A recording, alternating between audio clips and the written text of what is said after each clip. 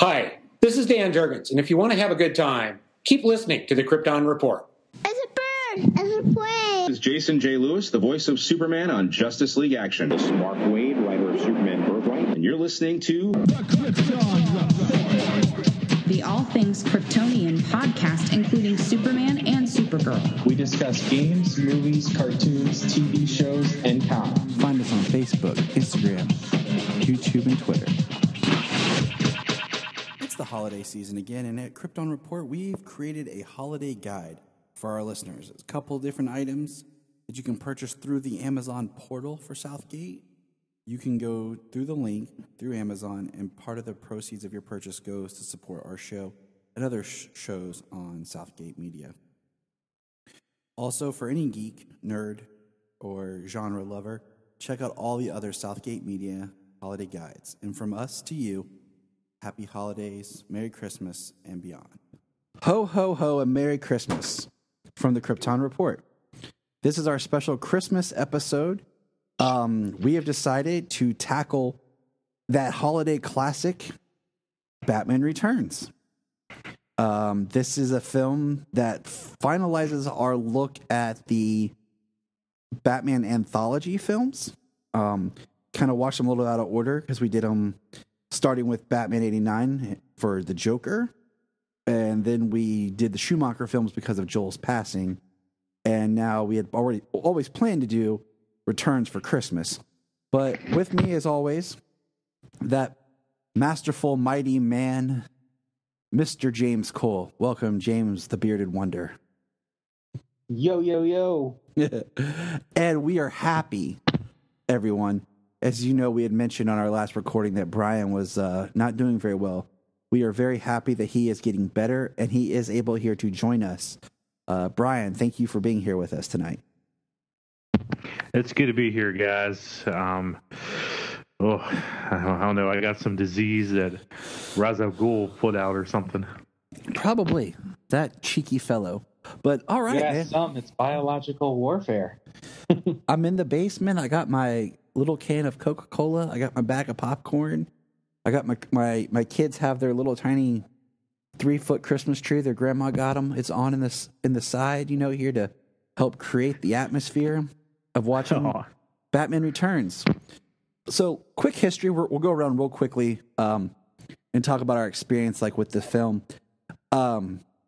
It's odd to me that this movie came out in the summer, being that it's set in Christmas and winter. This is the one Batman film I have seen the least. I had a very bad experience with it. I've talked about before.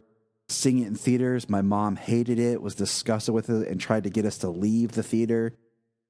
She wouldn't let us, when we were kids, own it.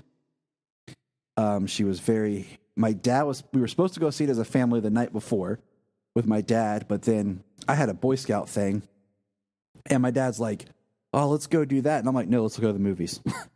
I knew you were a Boy Scout. I knew it. And so my mom took us the next morning, and it was a horrible experience. So it wasn't until years later, when I was a little bit older, that I bought it when the DVD set came out of all 4 films. And it's still one that I have a love-hate relationship, and we'll talk about it as we go into it. But yeah, it's the one I've seen the least. James, your turn. I don't even know. I always watched. I had Batman 89 on VHS. We had this movie on VHS. I'm trying to think if I went and saw this in the theaters, because at the time I would have only been 7 years old. Yeah. Yeah. So at the time I would have only been 7 years old. I'm trying to think if I saw this in theaters or not. It's hard to remember at that time. But Hey, you guys all cut out. I don't know what you said. The last thing that I heard James say was he had it on VHS, and then it all cut out. He said he's 7 years old. He's not sure if he saw it in theaters. But yeah, I remember this movie as if it's always been there, Yeah. I've seen it since I was a little kid. I loved Batman and superheroes and everything since tiny little tyke. And my mom, she liked these types of movies too. She liked the actors in it too, so that's why she went after it. And I'm sure she noticed some things, but my mom was always cool like that. We got to watch a lot of things that maybe we shouldn't have, but we knew it wasn't. We knew it was a movie and everything. Yep. So my mom hates Tim Burton. Oh no. Your mom hates a lot of things. That she does. So, all right, Brian, your turn with your experience with this movie. So I don't know if as a 6-year-old kid, if I saw this in theaters, I'm not sure. But I know that I had Batman 89 on VHS, and the cassette or the VHS tape holder was so worn. And I remember getting this on VHS, and it had the cover with like Batman at the top, I think Penguin in the middle, or maybe Penguin was at the top, Batman was in the middle, Catwoman at the bottom. And I remember displaying them so proudly because I love Batman. I didn't have any problems with watching this movie with my family, probably because my mom worked all the time and no one really cared. But I know I used to watch it with my sister religiously because we were just so captivated, if you will, by Danny DeVito's portrayal of the Penguin. We would just walk around and go all the time. And I think my sister still walks that way to this day.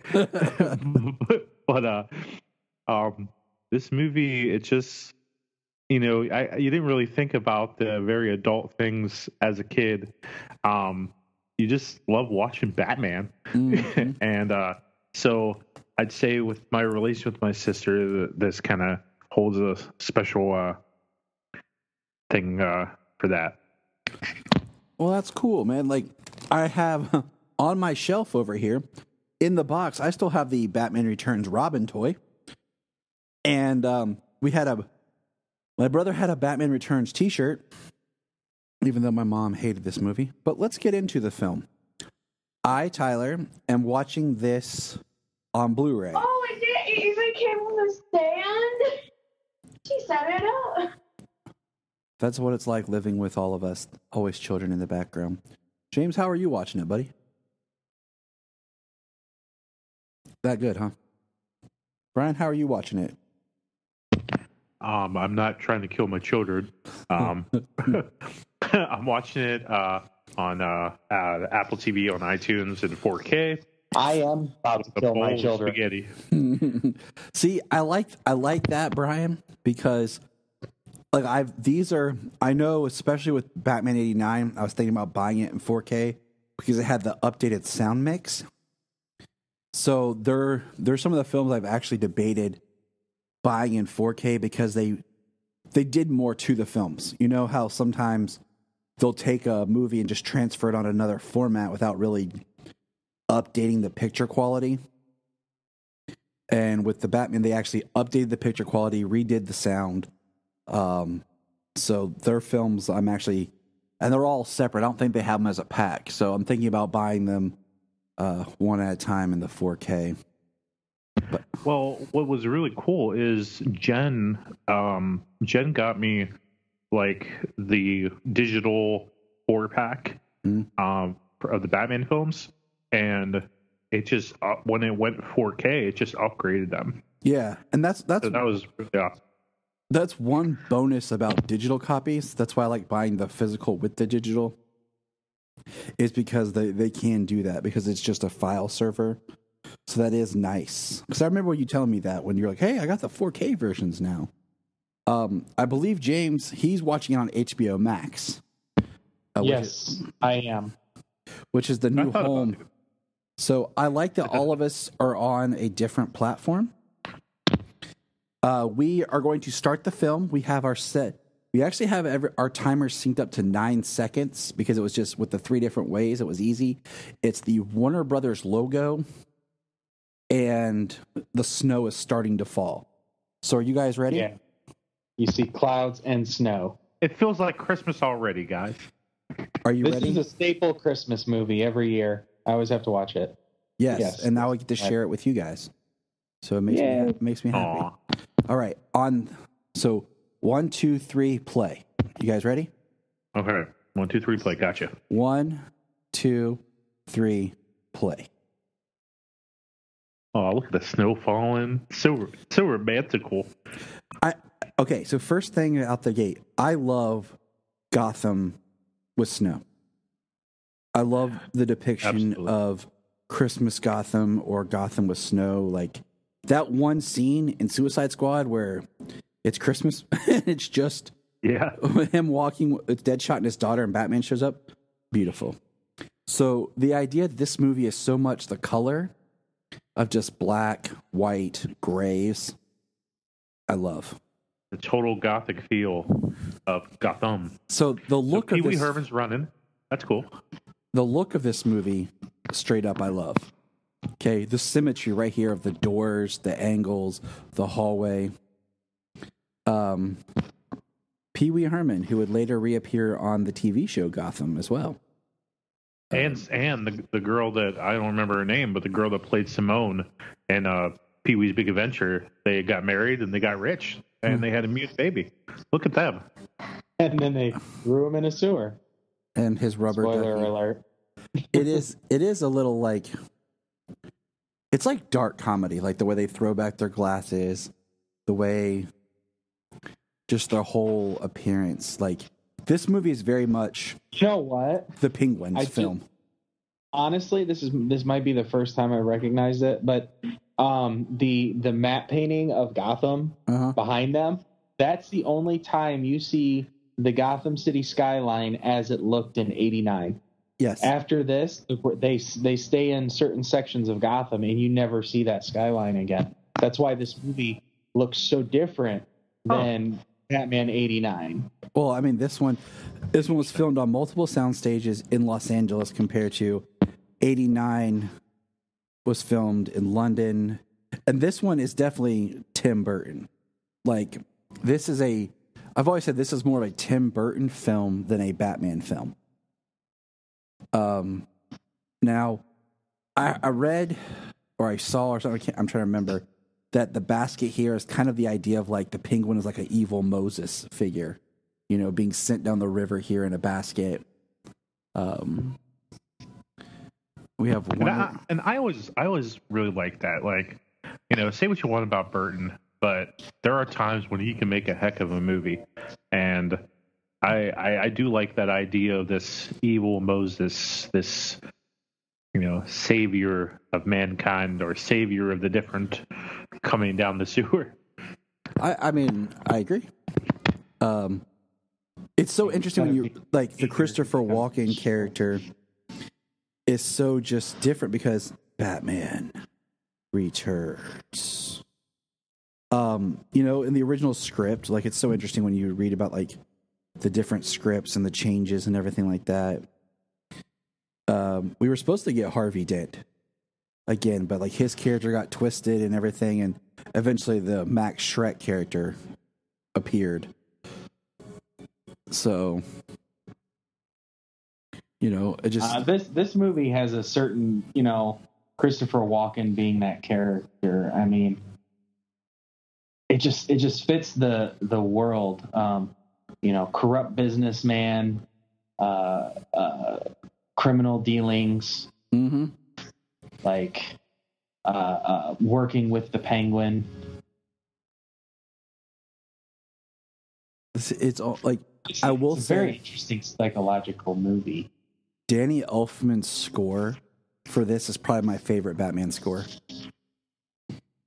Like, especially, or my favorite Elfman score, actually. I mean, because there's a lot of parts where I feel like he plays with like the sound of like Tchaikovsky with like the Nutcracker to give that kind of Christmassy feel to it, but still be in his gothic wheelhouse. That's really good. I mean, I've always liked. I mean, there's so much of Danny Elfman, his music and different movies and everything that I've liked so much over the years. I guess you can't rush. I guess you can't rush greatness, when it comes to like his Justice League score. True. So, I mean, have you guys? Either of you have watched? Rushed it seems subpar. Have either of you watched? What do you call? The holiday movies that made us on Netflix, the Nightmare Before Christmas one. Not yet, but I definitely will. That's for sure. All I'm going to say about it, it's neat to think like that movie was kind of in a back production, and Elfman's doing that music while he's working on this. Like they're kind of going on at the same time because they were both released like a year apart or the same year. There's Gotham City 33 years later. That's a beautiful skyline for Gotham. And now we're now the Penguin is the same age as me. Just great. Well, think about it. It's his Jesus years. 33, Moses, Well played. Well put. Check out the latest Penguin sighting. Read about it. I love the architecture, but like it's so weird to think that Gotham's a city, but like how small it feels. It's like Gotham's a street corner. Because there's a lot of stuff that happens in this one. Even like, look, the holiday lady here, she's in dark, like silver. And like there's symmetry in the shots of the two, right, perfect, right there. Penguin's hands, the two statues, the Christmas tree, the bars. That's beautifully symmetrical. Yeah. Part man, part penguin, all horrifying. I love how Alfred's out Christmas shopping. What kind of public handrail is covered in spikes? Science, man. Just like they put spikes in certain places on the ground in the public so that homeless people won't sit there. They don't want people hanging out there.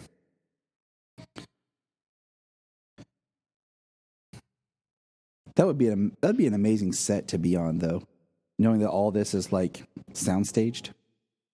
Well, when you're in big cities, and you're just surrounded by like these giant buildings, and all it is sidewalks and streets, and like, don't you feel like closed in? Yes. In big cities like that, like, I mean, even places like New York and Chicago that are so expansive, but when you get in the downtown areas, it just feels so claustrophobic, so packed full.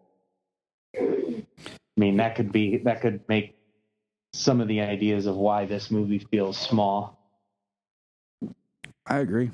Here we go. New mayor.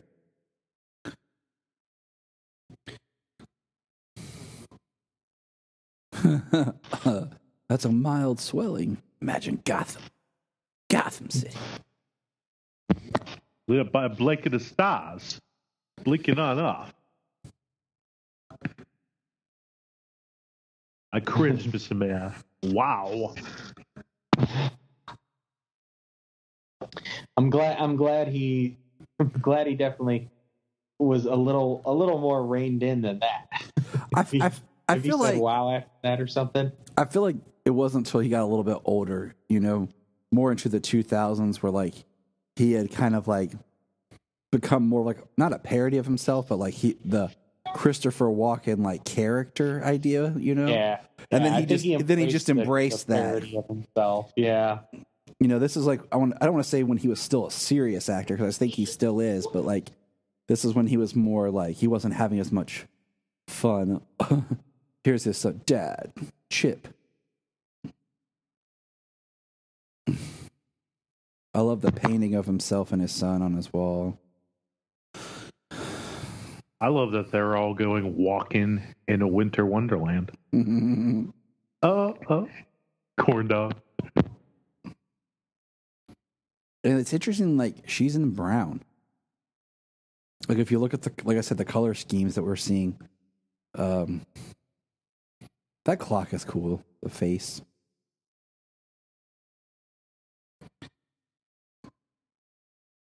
Max Shrek.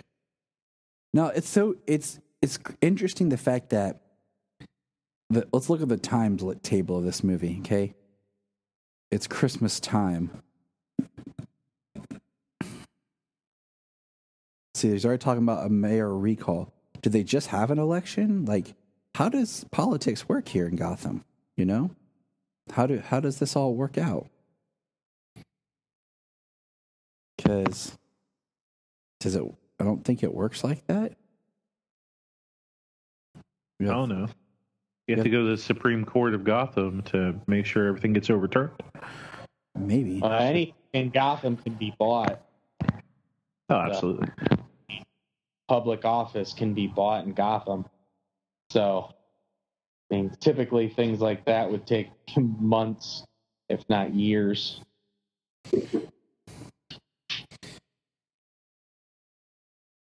This is always so funny. Forgot my speech. I never noticed that wall before. As Christopher Walken with Arnold, Sammy Davis Jr. I was just thinking that. Like, I never noticed that. I was actually paying attention to, like, who is it behind him? You know what's funny is that guy who plays Chip is actually the guy. He plays Leatherface in one of the Texas Chainsaw Massacres. It was one of the Michael Bay ones, or both of them, for all I can remember. The ones that Michael Bay produced in the early 2000s. Wasn't he also like Zangief or something in Street Fighter? Wasn't he somebody? Yes, he is Zangief. Really? Yes. He's Zangief? Okay. Oh, but you can. Let's just say that Danny DeVito is a perfect casting for the Penguin. But like this interpretation is just so bizarre. Merry Christmas. Merry Christmas says. So nobody noticed like this giant present just sitting in an alleyway? No. And not mine. I love how the Red Circus Gang want the extra mile of having that confetti in the box because that really makes everything pop. I mean, visually, this is awesome. The motorcycle skeletons, people running, the playful music.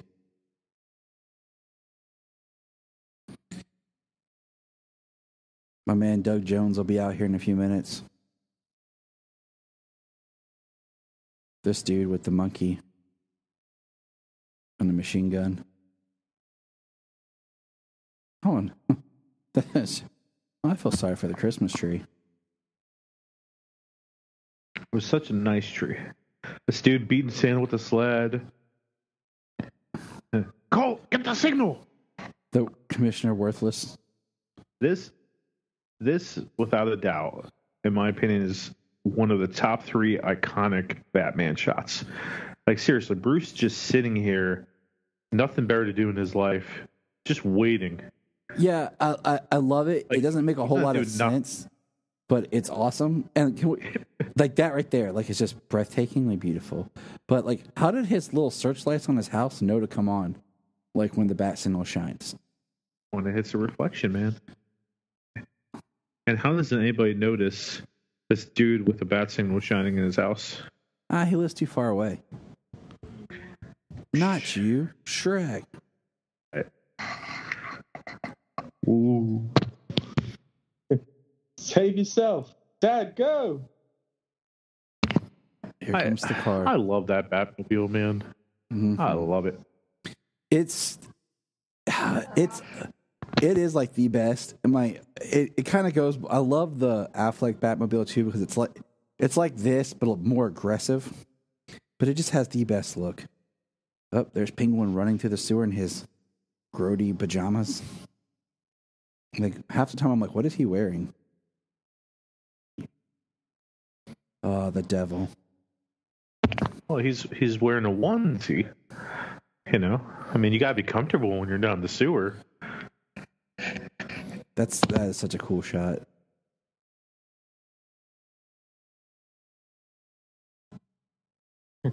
take out their legs. Take out their stilts.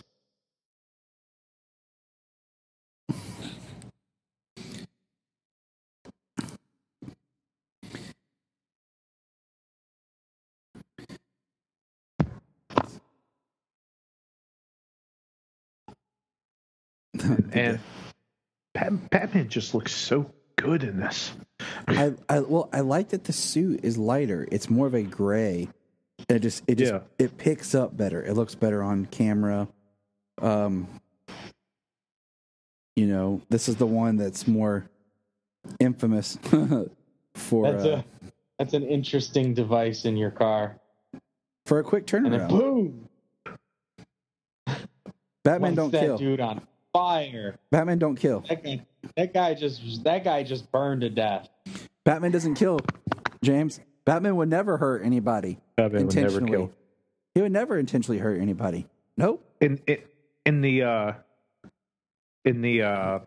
opening commentary or the extras for this digital copy, the screenwriter, and I can't remember his name, but he just goes out and says, our Batman kills, and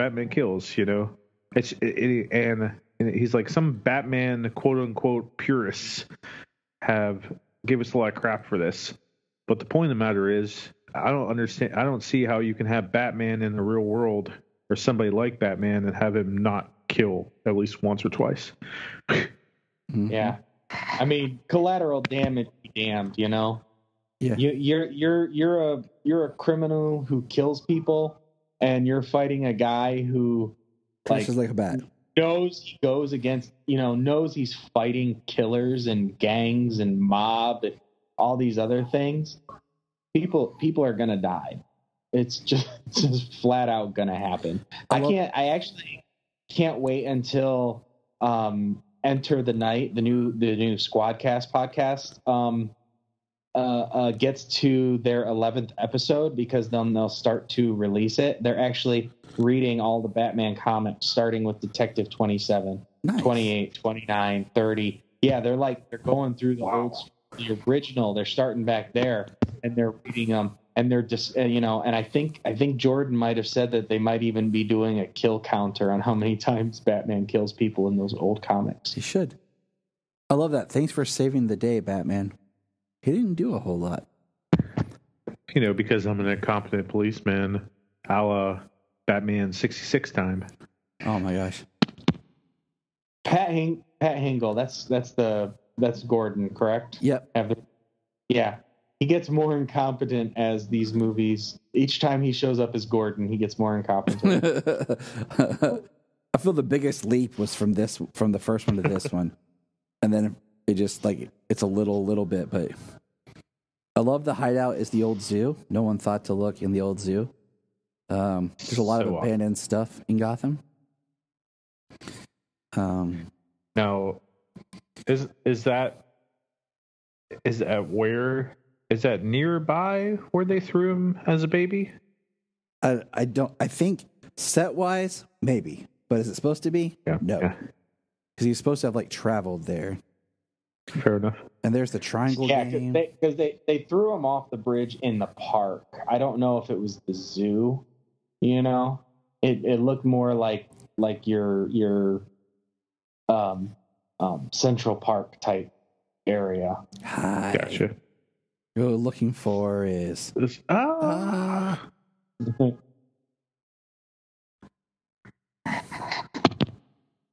Penguin Man.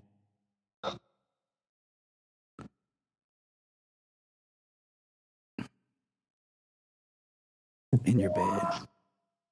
Dying from the carcinogens personally spewed in a lifetime of profiteering. That's some good words. But here's my first thing. Why the darker, the way he looks around his eyes and everything, it looks kind of like Uncle Fester. But my thing is the paleness of the whiteness, but the black goo is what gets me. You want to make him a deformed person, okay? There's been a lot of, I don't know if you guys have seen the people that have a deformity disease on their hands came out were like up against the Witches movie that just came on HBO Max. Yeah.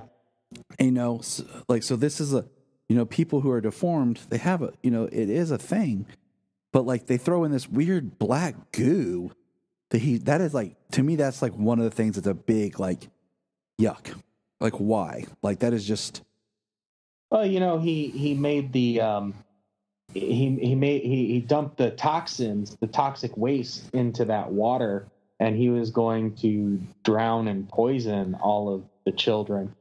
So I think that's what it is. I think he's poisoned by the toxic waste, and that's where all the black goo comes from.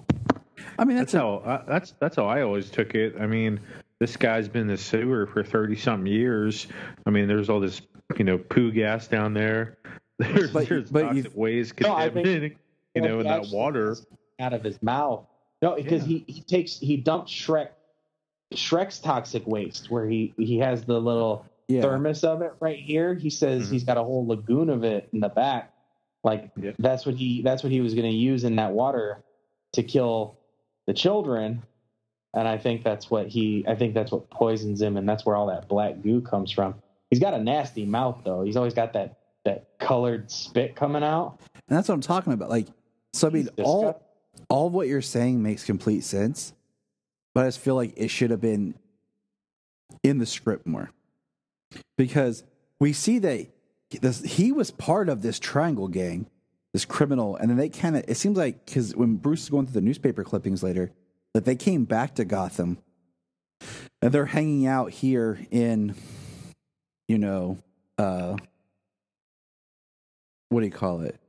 They're hanging out here in the old... in the toilet. Yeah.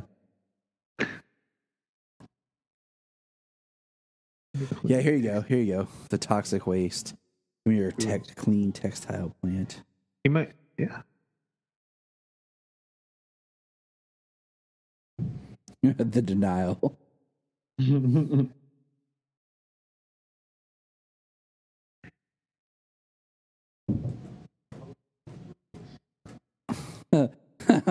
A lot of tape and a little patience make all the difference. That's a lot of patience. How's Fred? Is your old partner? Fred, he's good. He's good. I think he's on a vacation, actually. See, like, that's like a evil Scrooge element right there. Like, he's good. This was always like, this is straight Tim Burton. Oh, like, yes. Dark. You want to greet any other body part? Max, you flush it. I flaunt it. It's just like they made him more of a gross, dark, animalistic person instead of like the slightly off refined man, because the whole idea of the Penguin came from like the idea of like the tuxedos, that he wore. And this, they made him more of a penguin. He's shaking the hand. I was like that. He gives him the hand and walks off.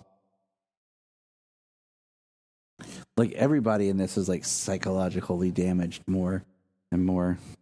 Big time. I mean, look at that apartment. It's like she's got a steel girder running up the wall in her apartment. It's interesting, kind of like the idea of, how sometimes apartments have like the bare brick in cities. Like, yeah. Okay, I can tell you right now, okay? The reason she doesn't have a man, has nothing to do with her job, has nothing to do with her looks. It's this apartment, bro. Like, all that freaking pink. You can't take this woman seriously. It's so much pink, man. Yes. Like,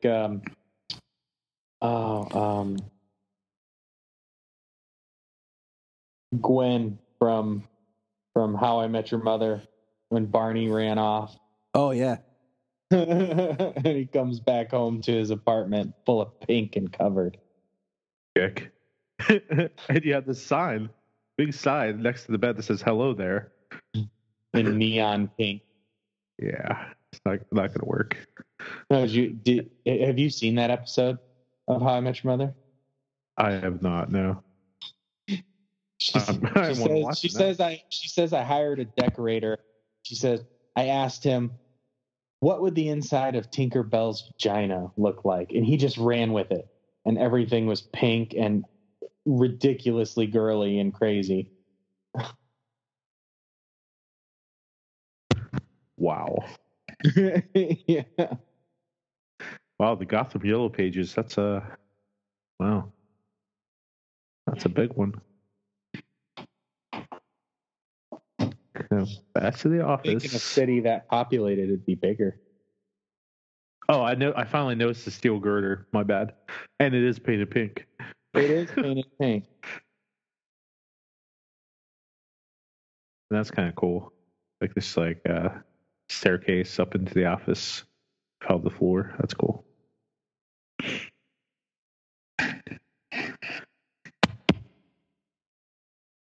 Tell me that's not a creep, though. He's got his freaking Chihuahua stuffed and mounted.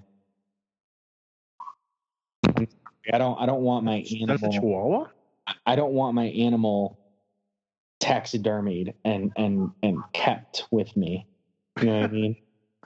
I mean, let me bury my animal or let me have it burned with my animal. Like that's good. Yeah, no way. Yeah, that's his Chihuahua, Geraldo. Pass. Yeah. Gosh, that's creepy. I know, right? Like a mutant baby deer or whatever. And they light him evil. Look at that. Man, creepy.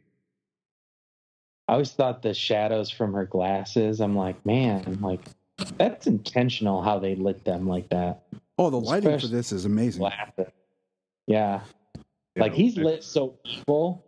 Like her glasses almost look like cat ears, the shadows on her over her face. It looks like a Catwoman mask from the 60s. Like right there. I see it.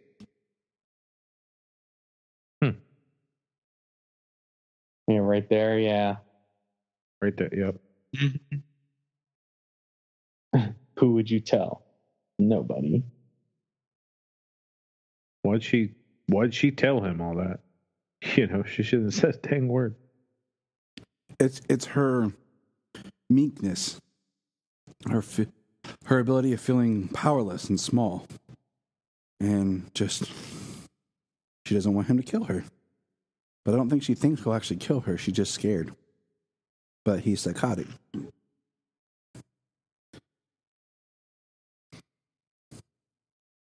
My legacy. Really not your department store or business. You know, Gotham Santa Claus. Right. So not like you could just kill me. Huh?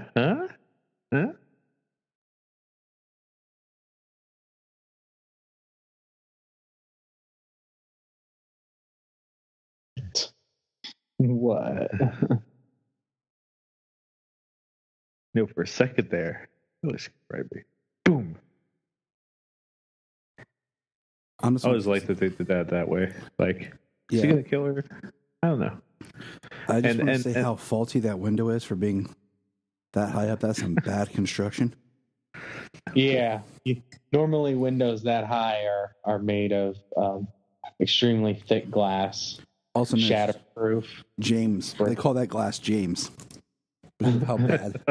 Awesome it is. This scene always deeply disturbed me as a child. Like I could never watch it. Yes, that's what I was about to say. Like it's so weird. It's like being reborn by the cats. Like they make her like Catwomanism like almost mystical. Yeah. It's got a supernatural element to it.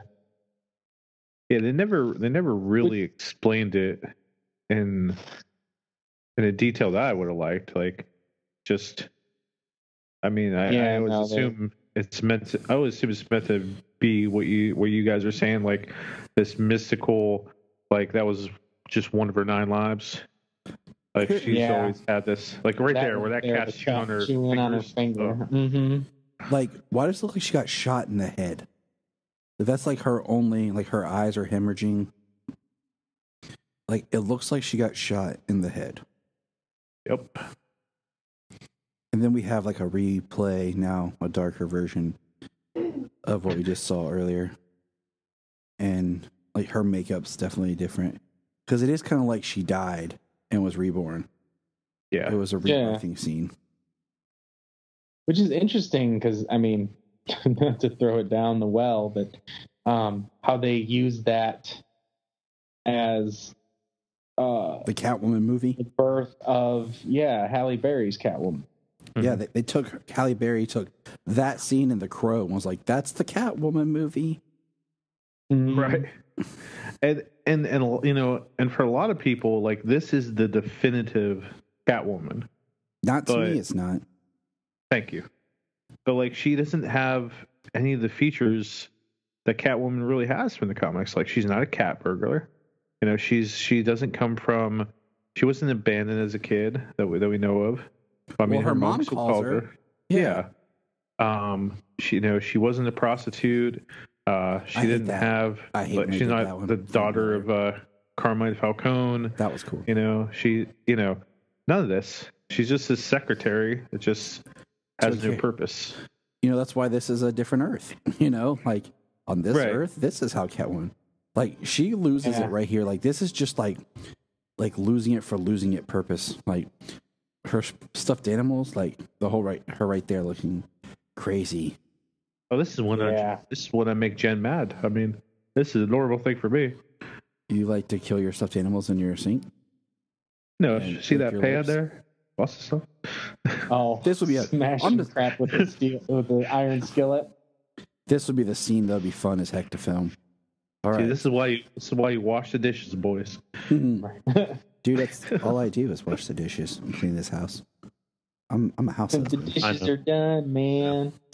And then the spray paint that she got from the kitchen, like, it's cool. Like, it's random, but whatever.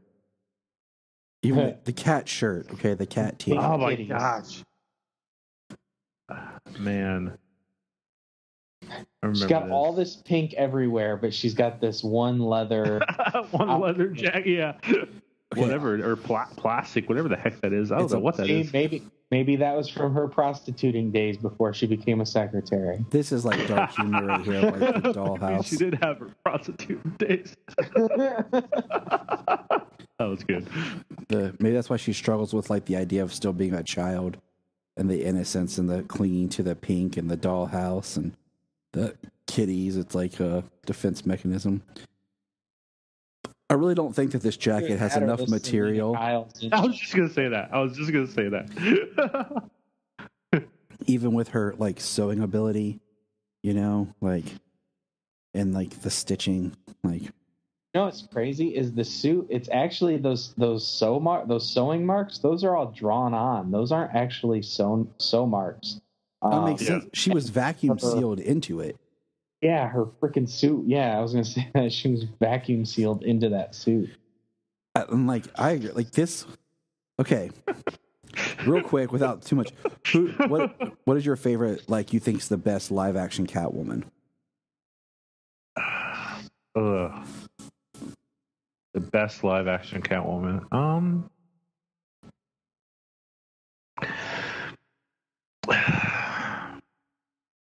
I mean, this is my favorite. This is my favorite Catwoman. This is the one I grew up on. It's Michelle Pfeiffer. I mean, even though she's crazy and completely different, she goes balls to the wall with it. And I mean, you know, Anne Hathaway's was good, but you know, she was good, but she was just a cat burglar. Okay, so really quick, make a note of this scene right here, and what the scene was before, because I'm going to make a comment here in a little bit. I agree with you guys to a point. I like Anne Hathaway because I feel like it's more comic accurate. And it's, you know, it's a Nolanized Catwoman where it's Catwoman but trying not to be Catwoman. Right. You know, this Batman 66's Catwomans were fun, but they were all, you know, more goofy, lighthearted. This clown just magically flips up and takes a baby that nobody notices. And even, Oh my goodness! I can't remember what that guy was actually. I listened to something, and that guy was somebody. his face. Sorry. That was pointless because I can't remember. No, it's okay. Now you got us all sparking. Like, who's that clown? Who's the Jumpin' Jack clown? That's it. It was pointless because I can't remember. But anyways, I'm very excited for Catwoman in Matt Reeves' The Batman, because maybe we'll get a real Selena Kyle. Definitely. That's comic accurate. I mean, they gave us a whole background and then aged her up on Gotham, and that's and it was not bad. That was actually one of the higher points of that series. I did like Cameron as Selena Kyle in Gotham. I did too, and then I liked who they got for the last episode as Selena Kyle, which is very much the vein of Michelle Pfeiffer's. See Bruce's house with Alfred doing the tree, Bruce just hanging out. It does, I wish Bruce was more active in Gotham. He seems very secluded, because you'd almost feel that Bruce would have been there at the Christmas lighting, as a member of the prominent Gotham City. Yeah, he watches a lot of TV too, if you think for about that. it. He watched the Joker on TV. He's watching the Penguin on TV.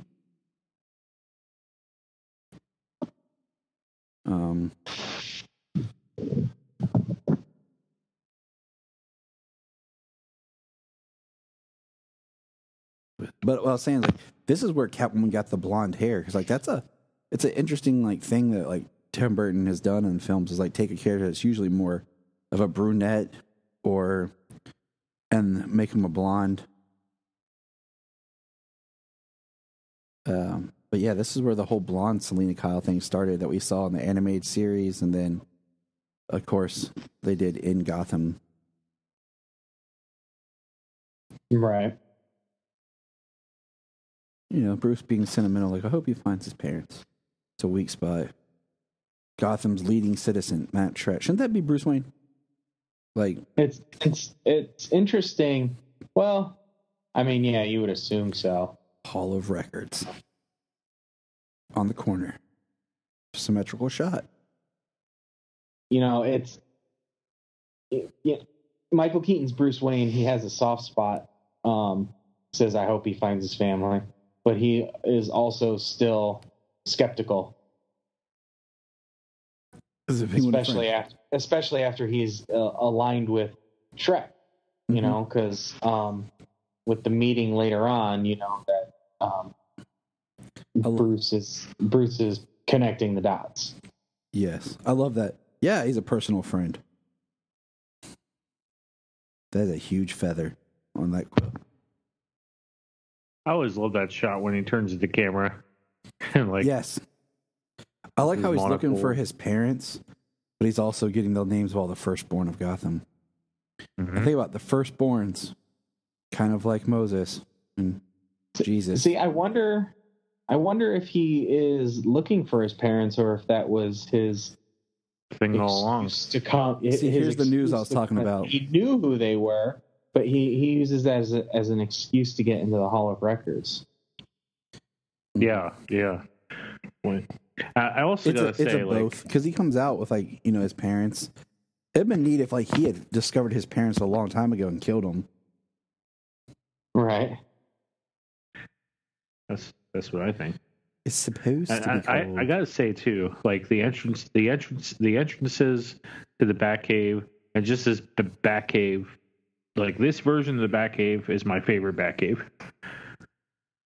Yeah, I mean, it's the best one we've seen on film.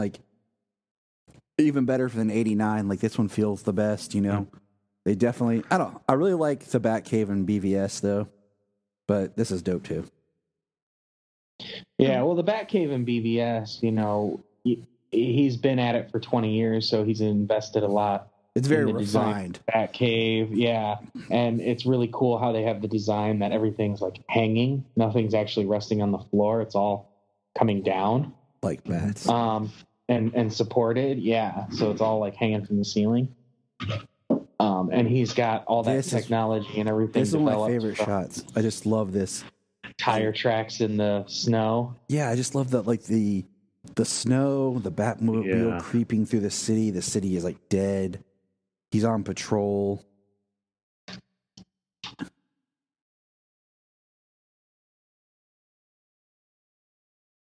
It does feel a little disjointed in some of the editing, like this scene. Like what? Like there's like already like there's something else. I think he knows who his parents is. After we just got the scene of I hope he finds his parents. Like right here, like him in the snow in the Batmobile, looking in at the penguin, like and drives off. Like right, I just think it's a cool looking scene. That's on my bucket list to drive that Batmobile. Hell yeah! Like find a place that has one and rent it for a day. Drive it around for a few hours. That'd be sweet. Be totally worth like $700 to do it for a day. Yep. Heck, I would do it for $750.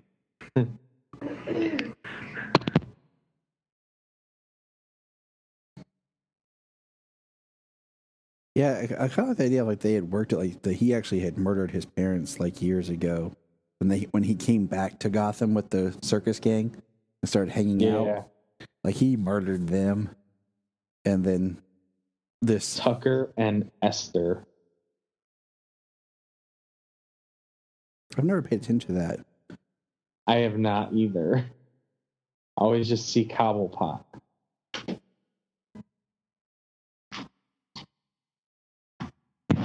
You know, another question, like the Cobblepots, they had money. Yep. So, I mean, they had some money. So, where'd the money go? Like after their death, or let's say he killed them, where'd the money go? Well, maybe a trust or all to charity, having no one or another family member or something. Because in a lot of versions, it's Oswald that ruins the money. Yeah. I have a name.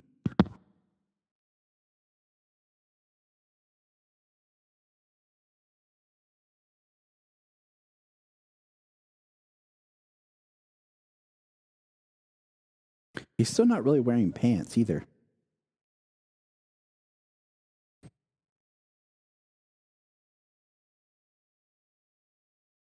They're number one. He said number 2.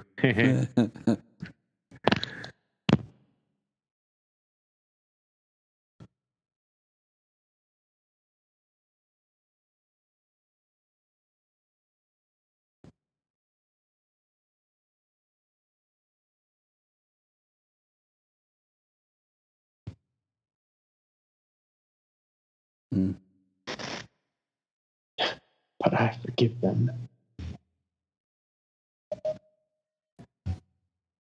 That's the worst picture they could possibly use. I know, right? That's Bob Kane's wife right there. He's a frog who became at least prince. she's not annoying like this, like she was in the other one. Yeah, okay. She plays Gossip Gertie This in the next scene right two. here. This right here. Okay? I really feel like this setup this scene right here should have followed after we saw her stand up in the hello there. I agree. You should have cut to it because all this guy did was just pull that lady in, and then like, you know, it's Catwoman's first night out kind of thing. She just put on the suit and she's patrolling and attacks this dude. Like I just really feel like that was a little like weird. Like when I was a kid, like the way she just like cut that dude's face. I was like, yeah. But she has such a dang cool look. I mean, it's a cool look.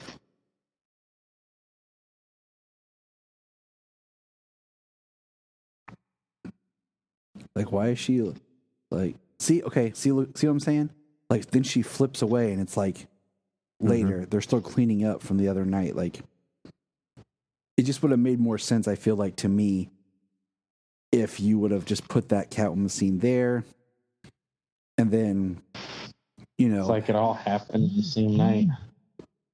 Then like this scene would have followed the Penguin scene with the newspaper kind of thing, like. And I like that we actually see Bruce doing some business-related stuff. We never, so it's cool just to see him part of his company,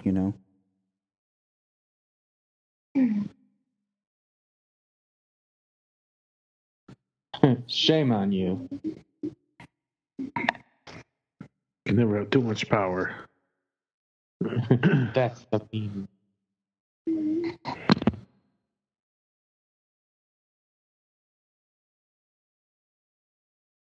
Mayors come and go, but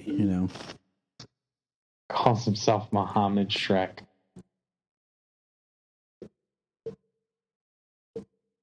I love that Krim boss.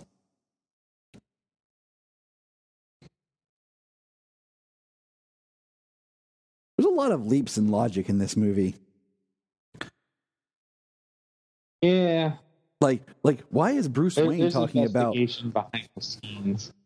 Why is Bruce Wayne talking about? See, like this really should have been the next day. You know what I'm saying? Like these scenes should have been reordered just a little bit or something. Because it's like we got a day in between when she fell out before she shows back up at work, So is Max's reaction really about, hey, I pushed her out of the window and I killed her? Or is it, wow, my secretary looks attractive now? I'm thinking it's a little bit of like, I attempted murder. Does she remember? Am I going to jail? But right. But I was saying, I was like, why would Bruce Wayne be investigating the Red Triangle gang? Like, it should be one of those things where, like, I really feel like there should be some, Gordon scenes of Batman, like, this is my file on Penguin and the Red Triangle gang. Yeah, it is a little out of order. Because, like, just the other days, I hope he finds his parents. Right. And he drives by, sees them, doing the... He's in the back cave, and he's like, Penguin boy in the circus gang. That's him. He's a crime boss. It's like, oh, he's a crime boss, yeah. But, like, look at her. Yeah, not a lot of investigation. And then look at her outfit. Like, it's now black and gray. It's in that... And the costuming, like Max with the bow tie, it's red. Bruce with the full tie. Oh,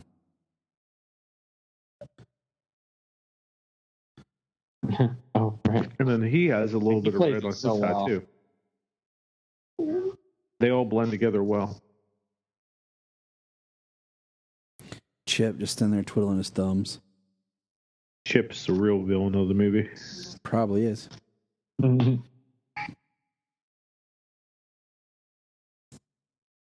Like, I like Michael Keaton as Batman, don't get me wrong, but I'm just not head over heels. Like, he's the ultimate one and done Batman. Because, like, if you put Michael Keaton's Batman in a room with Christian Bale's going to whip him. You put Bale in the room with Affleck's going to whip him. Right. And I'm pretty sure Pattinson's not going to beat Affleck, so. Right. I always thought I'll drop her out of a higher window. I always thought Michael Keaton was a really great Batman. His look in the suit, like how he acts, his mannerisms. But I never bought him as Bruce. Yeah. Like, and a lot of times, like in Batman '89, like he acts a bit like an airhead. He's not suave. He's not like a little bit more goofy. Yeah, he's kind of goofy at times, especially that part of the elevator right there too. I don't know. Six is good. 6, yeah. I like how they're just hanging out, like in this upstairs. He's just sitting at his desk by himself, this golden-looking desk, and once again wearing his onesie pajamas. with a bib. He's in this.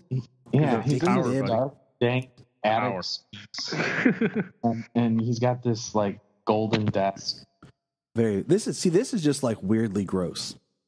Like where he like with the whole like a man or an animal, like, let me give you this raw fish like an animal. Here, follow the fishy.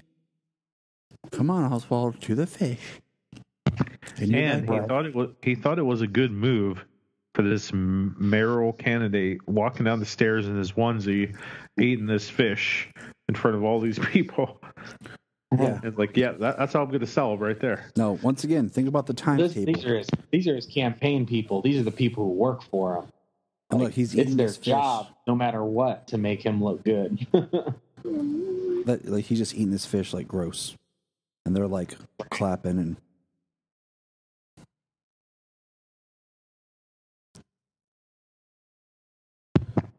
I mean, that's how I eat a fish. And it's also, if you think about this too, it's now another day.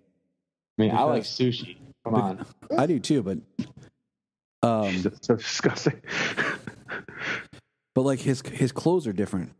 Shrek's clothes are different, so it would mean that it's another day, or maybe he changed clothes, but doubt it.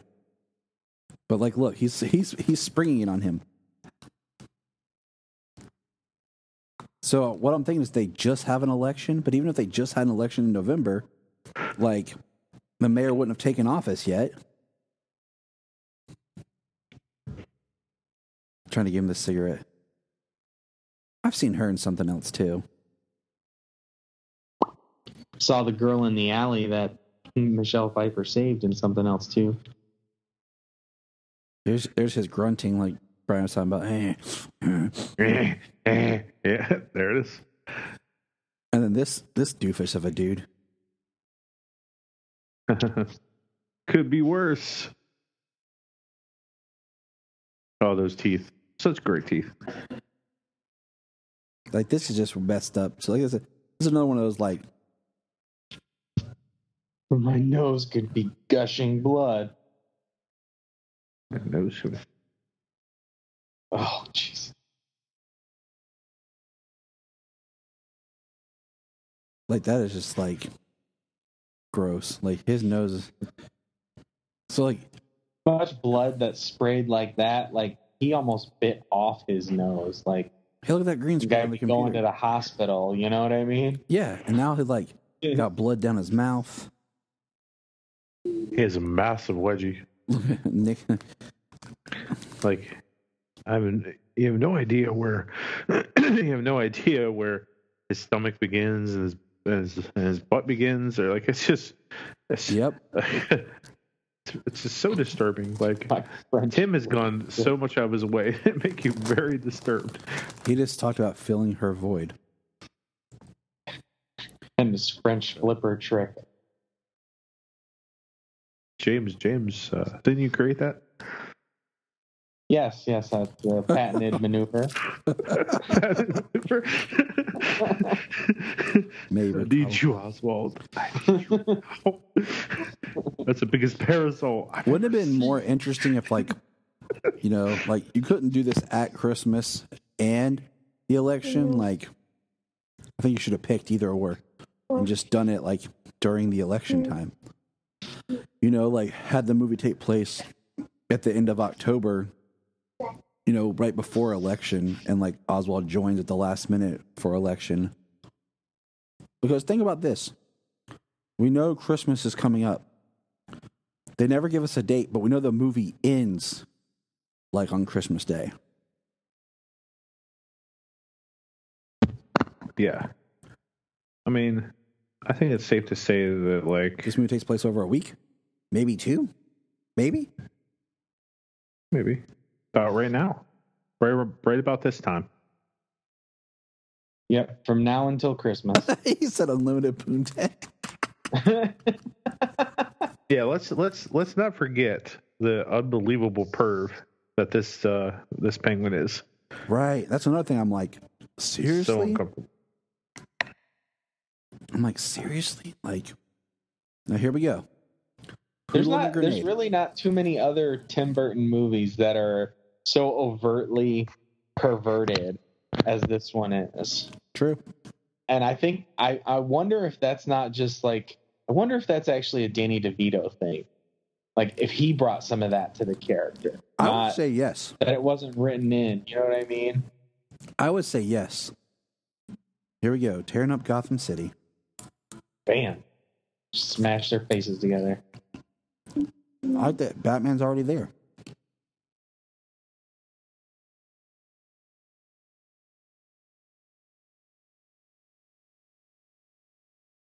I love when he punches that dude.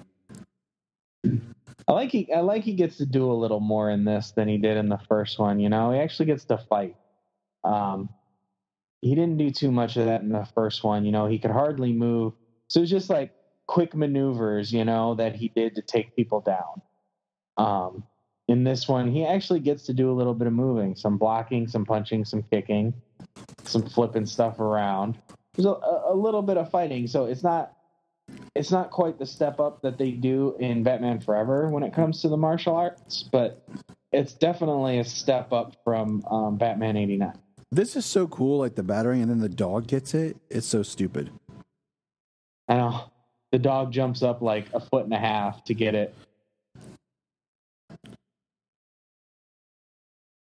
The dude seriously had a clock bomb. I love how he carries around the dynamite because he's like, I'm gonna need that later. So according to that cat clock, she's out somewhere at like 2:40 a.m. right now. Because that cat was a clock, that spinning head. Mm-hmm. Mm-hmm. Yeah, she's out. She's breaking into this place at like 3 in the morning. Sounds about right. Yeah. And this is kind where'd of she like, get the I whip? think this is their, all right. I think this is their, she's a fetishist. She's a fetishist. Yeah, it makes sense. That's why she had the latex to be able to make her suit. I mean, it makes sense. Like if they, like, I'm surprised they didn't really like look at that as like a second life, like she was a dominatrix or something. Catwoman. So that's probably part of why your mother didn't like this movie for you, right? That I mean, and I don't want my boy to watch a woman with a whip and tight leather, latex, and fetish. These stupid idiot security guards. What night security guards have guns? Ones that work for Shrek. Yes. Our take home's 300. Now see, here's Batman outside carrying that bomb. It's an awesome shot right here, or him punching the dude and throws him off the side. He didn't. He's okay. He survived.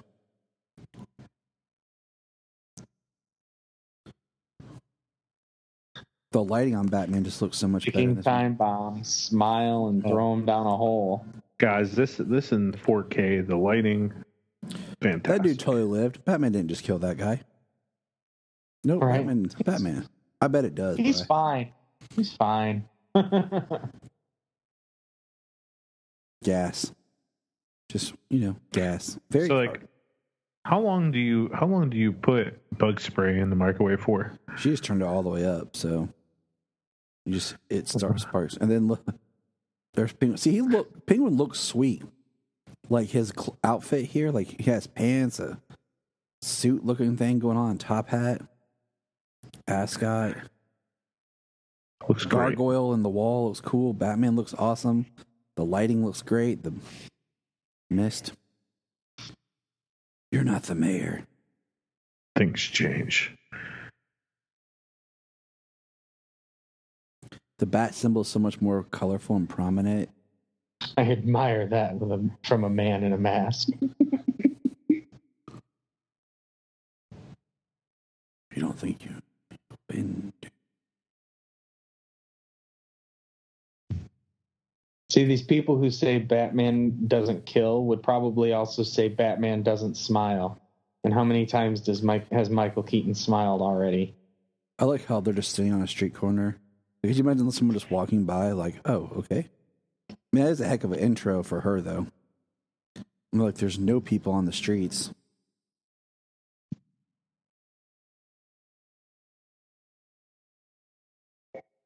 That's pretty dope how he had the trick umbrellas, though. Yeah. I love Penguin with trick umbrellas. A helicopter umbrella. That's dope. I'm surprised there's not a helicopter joke in here from the Penguin. Just saying. That might be a little too perverted, pushing it too far.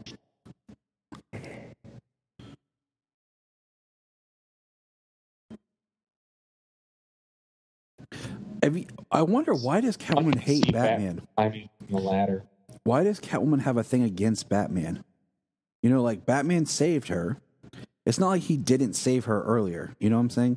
Like, he did save her, so why does she have such a hatred towards him? Because before she became Catwoman, like, he saved her. Like, so it's like a thing to herself that she has to prove to herself that she doesn't need a guy to save her. That it's like a female empowerment thing, you know? I mean, in that case, she should have killed Max already. I think it's a little uncalled for here, unless she's thinking that because she blew up the store, he's gonna be right after her. Yeah. He's gonna try and take her down because she blew up the store. That was a cool shot of Batman. That's the only thing. It's like a preemptive, you know. Yeah. He's coming after me. No, the acid on her arm is pretty hardcore. Who's the man behind the bat? The woman behind the cat. Because maybe she doesn't know who the woman behind the cat is. Not anymore. She probably wasn't too familiar with her before either. Mm-hmm.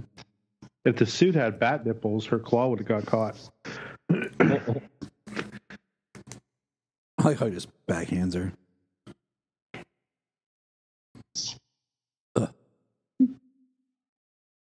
Kitty litter. Yuck.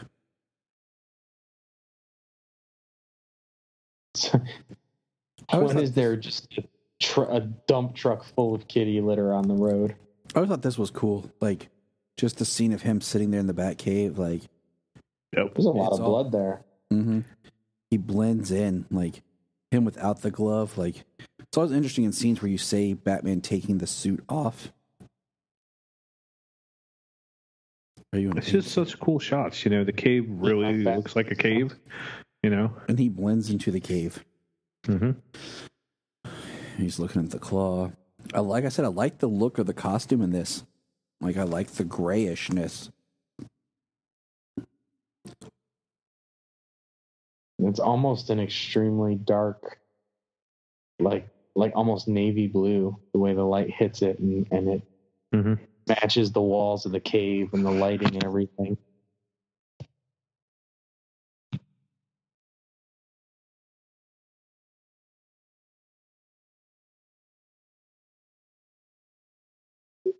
Bella just asked, who's that? I said, the Penguin. She said, he's ugly.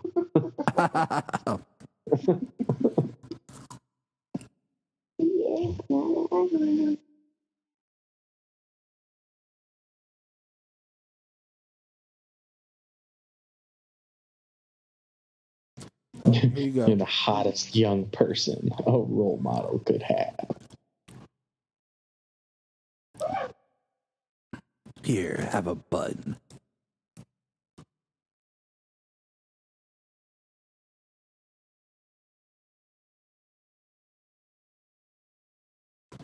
She looks uncomfortable.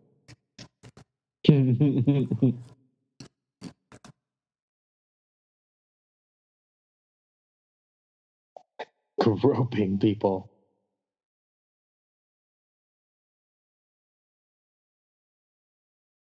It's so interesting how, like, those stairs aren't that long. How it's like a transition from one world to another when he gets upstairs. And then the grunting again. Good Lord. And that's the most, overt line. Yeah.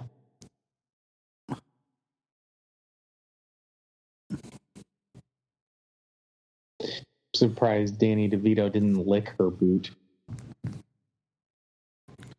Yeah. It's just interesting the triangle gang's like in the same position, and then there's now a bed in there. Like last time it was a desk. There you go. No, there was a bed over there earlier when it transitioned around the room. Okay, I missed it. Yeah. Yeah, that was some really serious. Like he went straight for the lines there, and he said ointment. Scented or unscented. Jesus, I pick more stuff up the more I watch it, especially with the captions on. The bat, the cat, the pervert. I'm not penguin, I am pervert.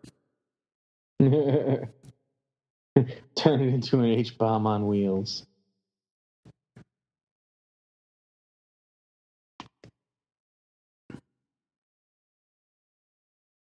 It is like very interesting if you think about like you look at the stylistic choices for this, and then like I said, at the same time, even though he was mainly just producing it and providing ideas, Nightmare Before Christmas, I mean, Catwoman with the stitches, Sally with the stitches. Ah, right. Yeah, makes sense.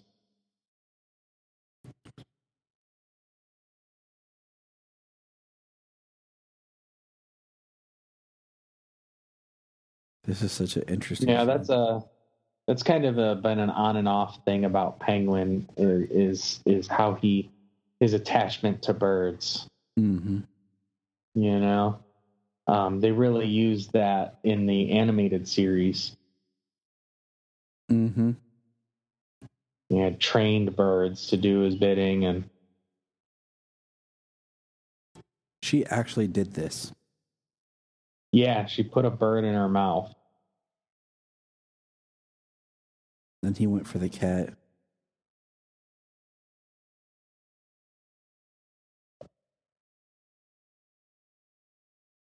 Napalmed my arm.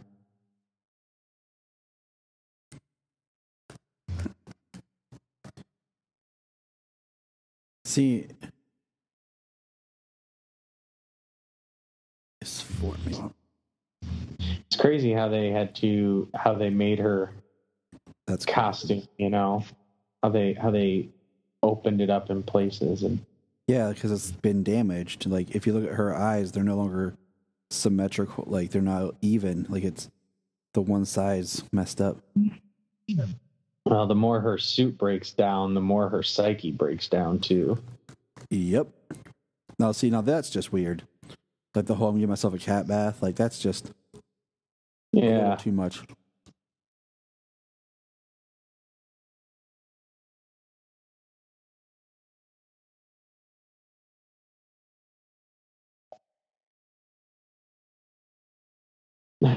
Some love connection with some dignity in class.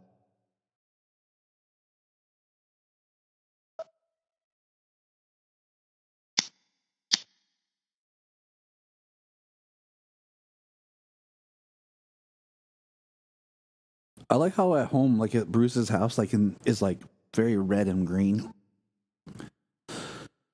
And Christmas, see Selena and Bruce at a store. Look at those sunglasses.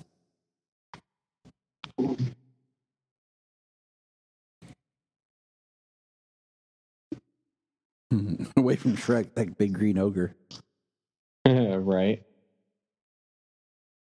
It's crazy.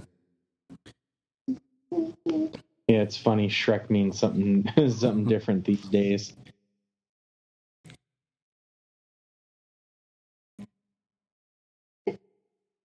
Batman blows it.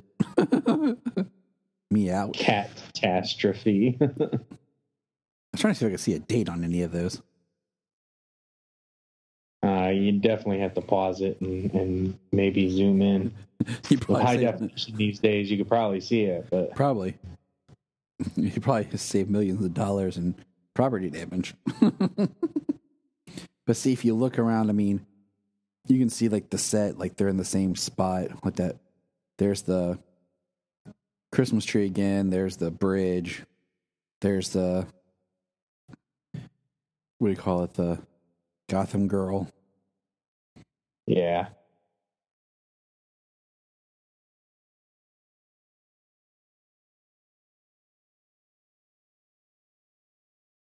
6. 6 is good. I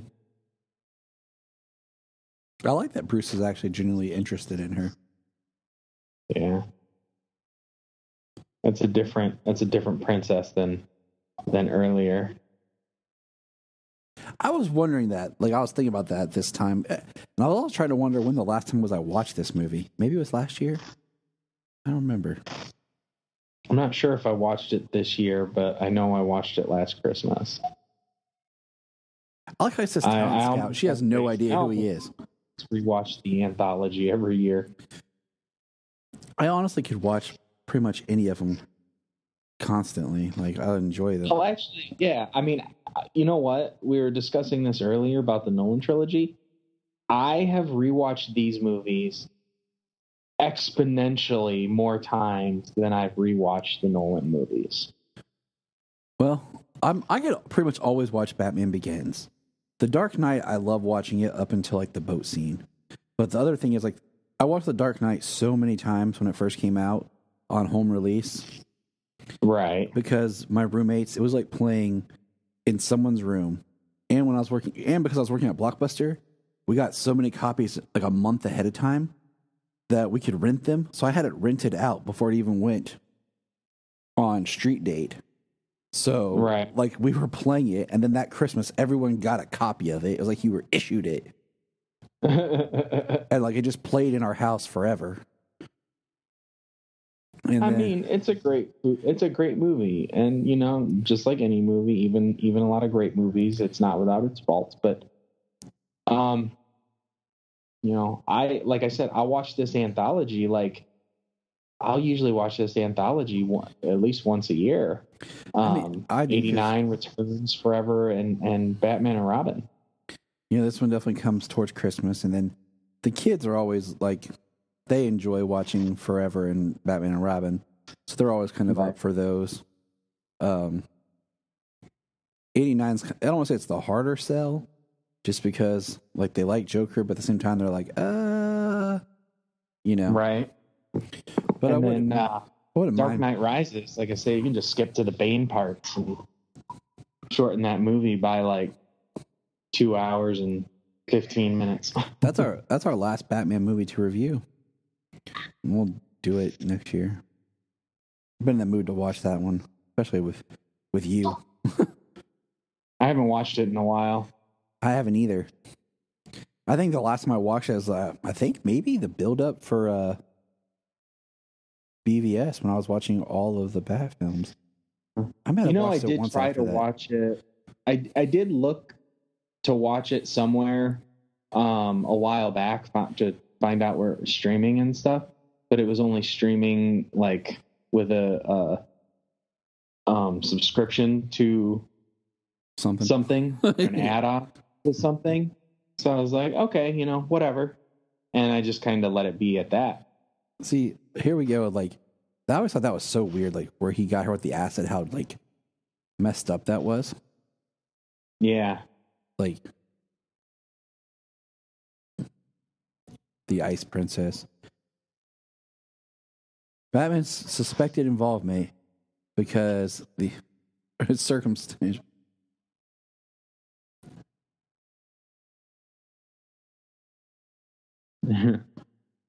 You know, I do think it's interesting how like they're making out and like she feels his bruise and he felt like her arm and yeah he made the noise when she rubbed where she stabbed him, and yeah, and her blistered up arm from the napalm. The red couch is cool. Like I said, it's very interesting how that fireplace is just awesome. And you know what? I bet that couch is comfortable too. I bet that couch is comfortable. I would falling asleep on Bruce Wayne's couch. Heck yeah. Oh, everybody knows this. I don't know where my mom figured these were comfortable couches. I never once thought her couches, the couch set that she had, was comfortable. See, that's you gotta get. That's the thing, is you have to have the secret comfortable couch that you have, and then you have the couch for like when people come over. The one is like, oh, this is cool, but like you can't sit on it for long. and you definitely can't sleep on it because then nobody wants to stay at your place. Yeah. Yeah. Yeah, absolutely. How many times does Bruce Wayne just leave Alfred with dealing with his women? Like, Alfred, I got to go. You take care of her. Right. Alfred's a great pimp. He really is. Here we go. I always thought this was an awesome. I like it drops down and like he walks in, and then we get the Because chief. this Batcave is badass, man. The bat hangers. Bat hangers. I like the idea of this scene, like Catwoman getting ready in a car, why Batman's getting ready, like all manic. Oh, there's the Nikes. If you're paying attention. Yeah, I always like that the boots had just this little bat signal on them. The boots were just Nike cross trainers with like a piece that went over the top. I just love this. I just love this bat suit in this movie. Like I like how long the ears are. It's not completely black. It's not. It's got that little silver kind of bluish tone. Mm-hmm. Like Batman just looks so great in this movie. See, I like the idea of just seeing Batman like keeping some mystery to his suit. Like you don't see him actually kind of suiting up. Like, you see the thing drop down and his suit is in there and then he just walks in and then you kind of cut. Then he walks out as Batman. Like, I don't need to see him like completely suit up. Don't want to see the button crotch shots from the next two Batman movies when they suit up. No, like I like the idea of that, like those scenes, like when you see like the glove, and like the boot. Right. I like elements, but yeah, the crotch. There's Doug. The crotch shot and the butt shot, like when Robin like puts the mask on, is kind of cool. Like I always like Batman up on a building. Yeah, Batman on a gargoyle. Yeah, it's such a smart idea. Blowing in front of him. It's such a smart idea having Batman on a gargoyle. It is, especially when you can see him. This is ridiculous. How much they're working on the Batmobile. And like the fact that they got the Batmobile plans and were able to like do this is ridiculous. I was going to say, if they can get the schematics for the Batmobile, you'd think they'd know who Batman was.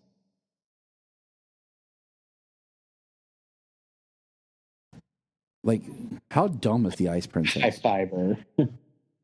Eat floor.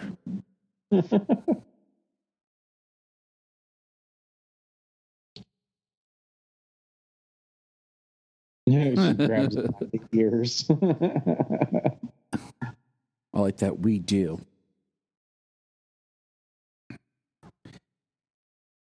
The fact that she like freed her just to get the chair.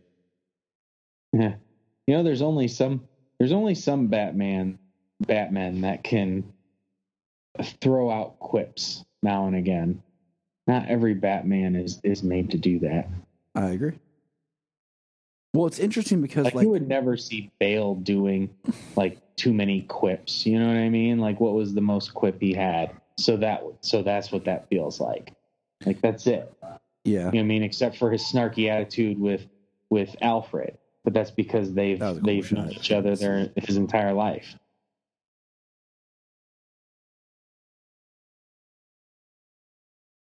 She let me go. So why don't you just get down? I know, right? Listen, she's an idiot. The bats fly out of the penguins. Okay, Batman's just standing there. She falls. Okay. Well, I mean, she wasn't really contributing a lot to society. So, like, Batman feels, hey, we deserve a better princess. She lights the tree in dark comedy and bats fly out. But, like, really, Batman would have dove off there, used his grapple gun. Police got up there awfully quick with Commissioner Gordon. At least Commissioner Gordon's just thinking, hold your fire. Like the first, okay, in Batman 89, like he, his thing was very much, I don't talk much as Batman. And in this, he talks more as Batman. Because he kind of interacts more with people as Batman. The original script for this, they wanted him to talk even more. And Keane said to the screenwriter, like, Batman would never say that. No, I should be talk less. Nope. Yep. So, like, they want Batman to go on these like long rants. Yeah. And especially about, that kiss right there. I don't think you can do this type of psychological Batman film with these villains and this potential love interest with Catwoman here. Yeah. And not have a little more dialogue than you potentially could, or like he had in 89. Oh yeah, like with Catwoman, you have to have conversation. He can be the whisper kind of quick lines to Penguin, but to Catwoman, he has to be able to. He has to talk. This is sweet. I always thought this was awesome.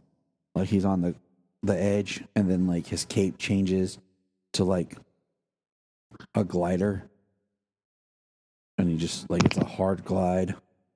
Badass shots, man. He flies past the Christmas tree.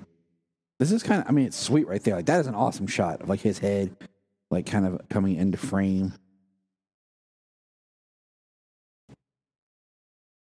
And I'm like, if this gang can like break into the Batmobile, they are definitely smarter and should be doing more high tech crimes. Yep. We are graced by the presence of pure beauty. My friend Jania has walked into the cave.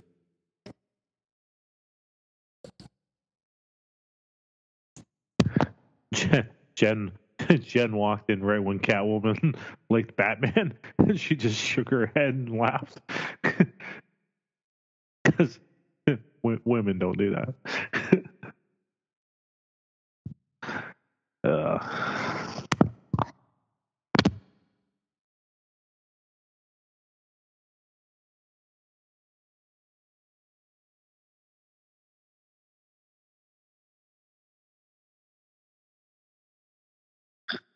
Twitching your little tail.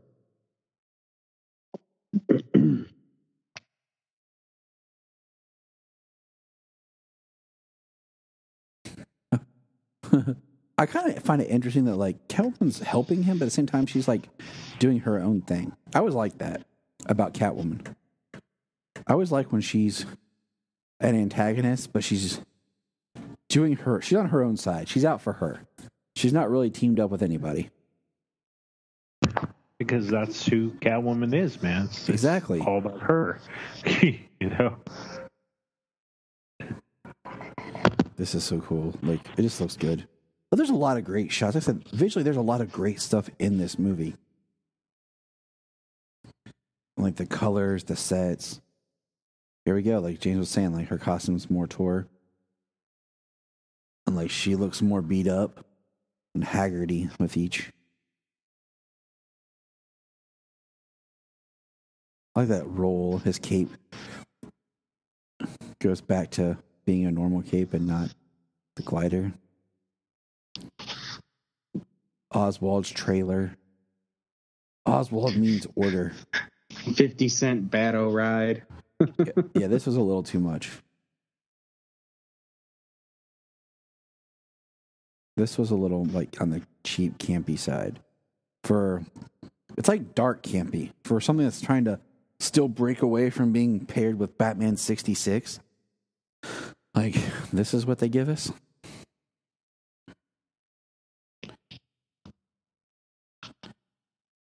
Start your screaming, guys.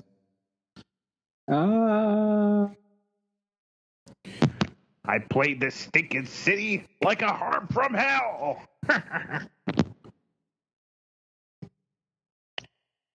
You sounded like Burgess Meredith doing that instead of Danny DeVito. So, which makes me ask. So it makes me ask, who do you guys like better, Danny DeVito or Burgess Meredith? Burgess Meredith. I mean, I would probably have to go with Burgess Meredith as well.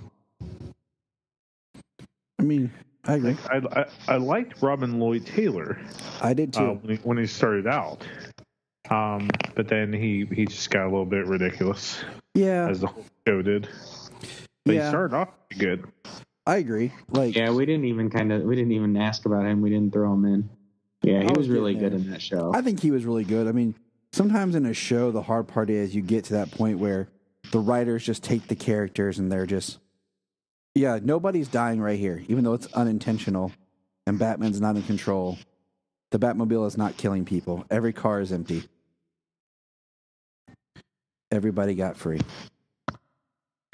I think that I think Matt Reeves will probably get Penguin right. I think so too. I think Colin Farrell. I mean, Colin Farrell is a great actor. Yes, he is. I mean, Matt Reeves already has Colin looking nothing like Colin.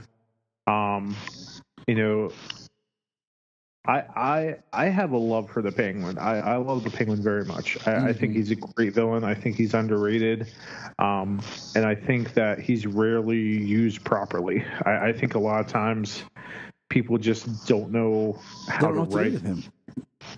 Like, do you write him as mob boss? Do you write him as this deformed guy?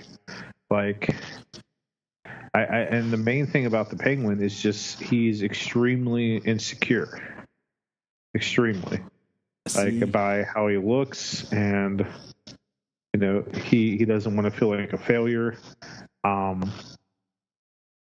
Eventually it'll be done right, and he probably will be done right by Matt Reeves. Yes. You know, I like the idea that he's not deformed, but like, you know, he's misproportionate, he's overweight, he's not what an aristocrat should be. He is. I always like the idea that Penguin was kind of a, like, it's a nickname, it's like an underground name, that he. Now I like him talking to himself. I remember this, the Bat Missile, like, this is just kind of like making the Bat Pod type scene where you're just like, wow. Right. And then the police trying to go there too. Like,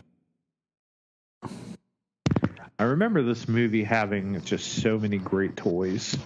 Like, I remember begging my mom, like, give me that Catwoman toy. Give me that. Give me the Batman Returns Batcave. I wanted that more than anything in the world. Or the Batmobile, and I never got any of it. but the only Returns toy I got was the Robin, because I just remember we were at the store and we could get my brother and I could get a couple of toys because we had just moved, and I picked up an animated series Batman. And I wanted a Robin, but they didn't have an animated series Robin, but they had the Batman Returns Robin. So I got that Batman Returns Robin and the animated series Batman. And I still have both of them. You mean Batman Forever? No. You know, I still have an animated series Two-Face and an animated series Batman action figure upstairs. Yeah, there's a Batman Returns Robin figure, because Robin was supposed to be in this, played by Marlon Wayans. Right. No, I thought Marlon Wayans was supposed to be Robin in Forever. No, it was this movie. I'm sending you a picture, Brian, of the toy. He even actually got paid. Yeah, he still gets paid for this because of his contract, because they cut him out of the script. There's our first like Vicky Vale reference from the other film. Because the toy was like modeled after Marlon Wayans, but then they changed it because they cut him out of the film completely. And then that's why, you know, Marlon thought he was going to be Robin in the next one, just like just like Billy D thought he was going to be in the next one. But then when Schumacher came in and wanted his changes and did what he did, nope. Oh, I see it. Yeah, man, dude, that's straight up Tim Drake, bro. I have, like I said, I have the figure. It looks just like animated series Dick Grayson. I can't get to where it's at because I'm on the couch doing this, but I still have this in the box. I found it. Hanging. They come with the grappling hook. Yep. Wow, that's awesome. I sent you the picture of it, in the chat. But like, next time you're over, Brian, I'll show you. It's on the wall. Yeah, that's pretty dope. I mean, that is straight up. That's straight up Tim Drake. I mean, Oh yeah. I mean, or at that time where Tim Drake came out, everyone loved Tim, and then they were like, "Well, we're going to put Robin. We'll just model him after this Robin, but we'll call him Dick Grayson." I did not know that tidbit. But yeah, it was weird. Like I had this Robin, and I had Batman from the animated series, and this is when we learned that you can scratch a CD, because that was the whole point of CDs is they don't skip, scratch. Oh, they certainly skip. Man,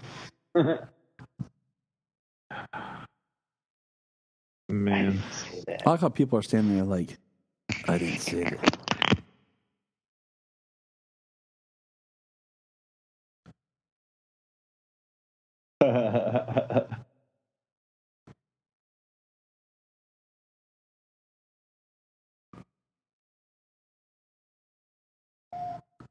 I love this right here.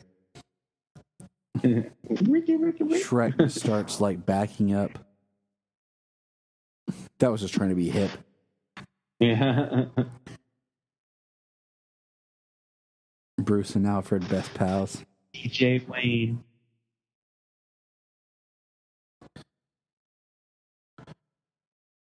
There's Selena just looking all off in the distance by the Christmas tree on the set. Everybody just walked away from him. Like, oh, well. And I like the shrug that Max gives him. We tried. Well, you're on your own. I like how people have produce. But yeah. Like this line when he gets behind the umbrella. Why is there always someone who brings eggs and tomatoes to a speech? Like, I love that it's a machine gun umbrella. never in my life have I ever seen someone throw a tomato at somebody talking. I know. I'm now like, I want to do it. Like now I just feel like I need to sometime. See, that's what we should do for presidential speeches. You don't like what if you don't like what the president is saying, you throw tomatoes and eggs at him. Okay, first of all, there's no need for the police to be shooting him. He is yet to he opened fire into an open crowd. Okay, I take that back. I'm an idiot. Into a crowd. He's so morbidly obese. You tell me that not one of those cops could catch up to him? I'm an idiot. Seriously. Or hit him either. I was still thinking. I was so caught up on the vegetables in the speech. I was like, wait a minute. Yeah. They should have all had their guns shooting. And like you said, he was a large chunk of monk running. He is a robust man. It's a big target. Now he's on a rubber duck.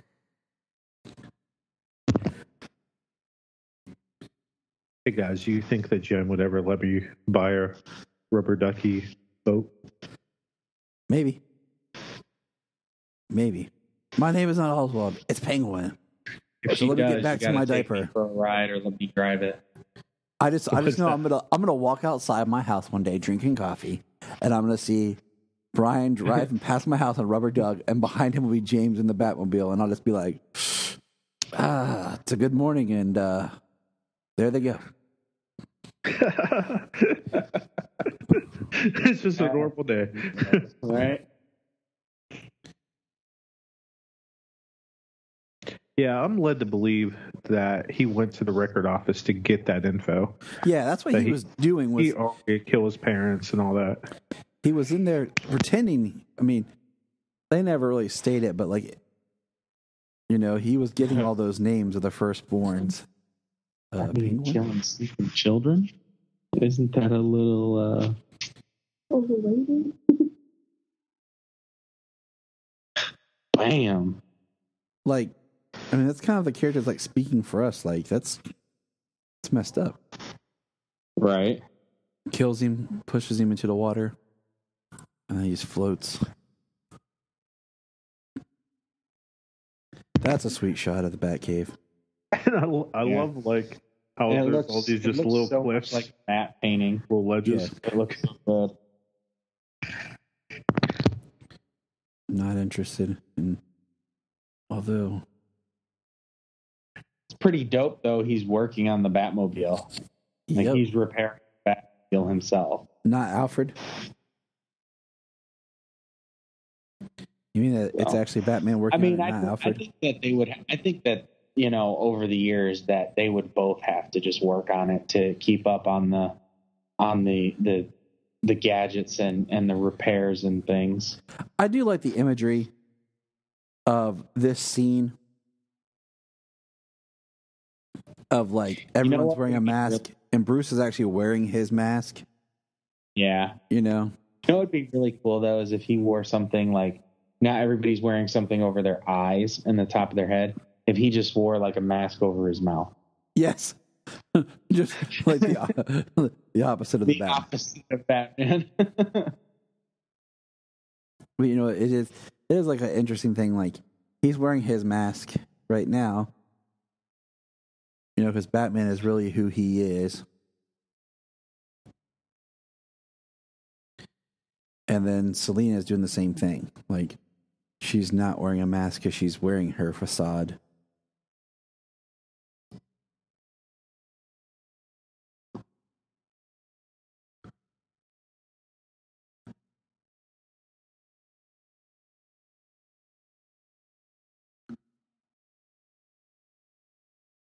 Sorry about yesterday. There's a little bit of a times table. I go home and feed my cat because, I wouldn't have fed my cat before I went out to dinner with the billionaire. Yeah. So Oswald must have been earlier that day that, he quit doing his mayoral things. Yeah. I love how in The Dark Knight Rises that they kind of do this scene again. And Catwoman in Dark Knight Rises is all like, hey, you're broke. They took your money. Have a nice day. And he's like, all right. Oh.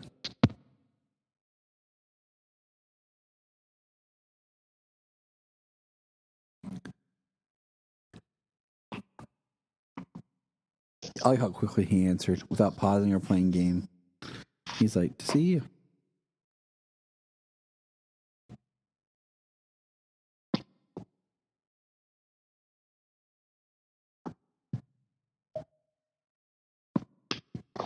But I do like what you're saying. Like her psychosis is getting even more unraveled. Like here. Mm-hmm. And she takes a gun out in the middle of an open room. Just people at the party dancing.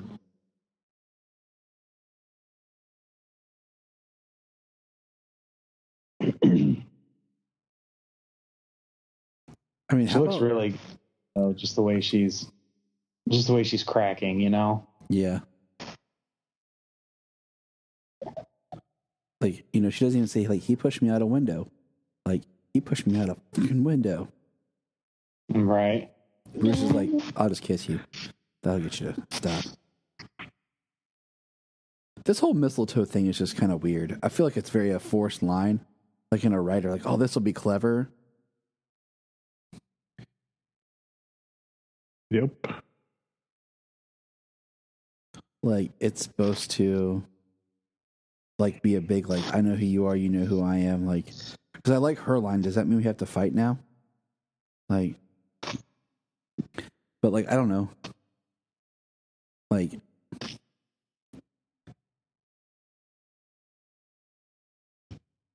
I don't know. I just feel like it's just such a weird, like, mistletoe can be deadly if you eat it. Why would you eat it? Like, just because it's a plant? I love that. I love they just walk away from that area and it blows up. Oh. Yeah. The dude in the explosion, man, sent people up onto the second floor, sent people all the way into the walls and the trees and stuff. Into the Christmas tree. That's the one that got me. And then here comes the penguin rises.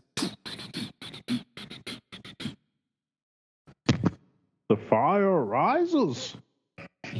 Chip, dot goal, save itself.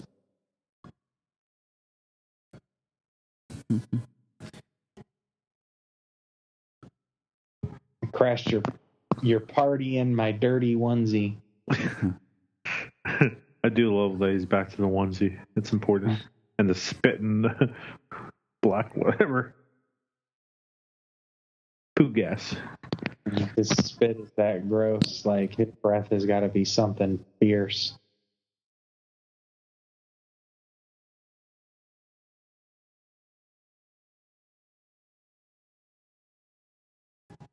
What do you want? What, Mr. Mayor? The mayor stabbed in the back.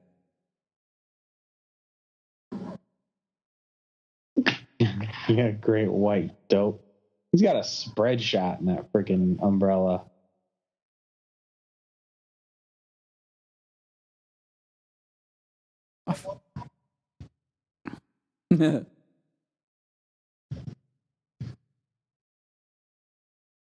I mean, I do like the one thing that Max does care about is Chip. Yeah. Like, that is like the one thing about him that you can tell is truthful. Is like, he does care for his son. I don't think he really cares for his son. I think it's more about a legacy thing. Yeah, I mean, I think you can argue that point because he says, like, this is my legacy. This is for Chip. Yeah, without his son, he has no legacy. Yep. So, with Chip gone, no legacy. but like, is Chip his legacy, or like he said, his business, his power plant was his legacy? Was it for Chip or just for his name? So it kind of makes you kind of wonder. I'm kind of bummed that Chip didn't show up in Batman, Forever. I like the giant cage.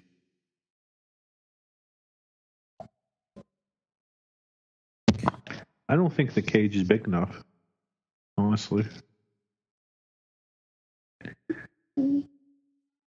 I love that umbrella. Pied penguin. That's so creepy. Of your industrial byproducts.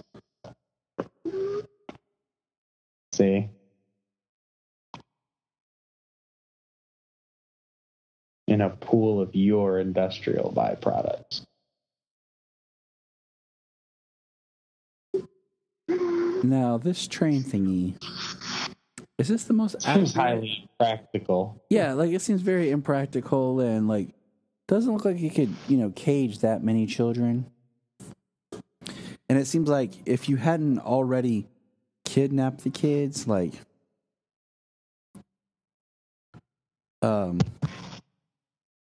telling their parents. I love and that. Also the lightning. You notice how many firstborn sons are on that whole entire street? Yeah, and they're all babies. All these women got pregnant at the same time. They're all babies. It's firstborn, but they're all different. They're all different ages. They just have to be firstborn sons. It's not. That's why he wanted Chip. He's firstborn son, but he's 20-something years old. The mailman was busy. So the mailman was busy. Batman, and this was gross right here. Yes. Zooming in on his nasty ass mouth.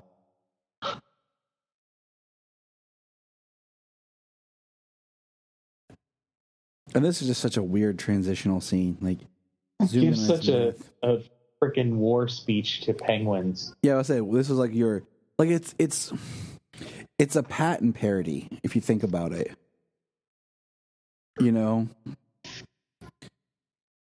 Instead of just like having that zoom in and then you just see the penguins going out, like they give us this scene. The sexes are equal with their erogenous zones blown sky high.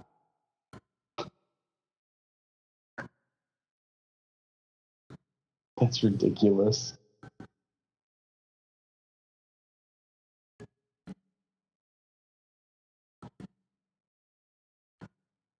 He just looks weird, like the way he moves and everything with the padding and right. Just looks like some amorphous blob. Yes.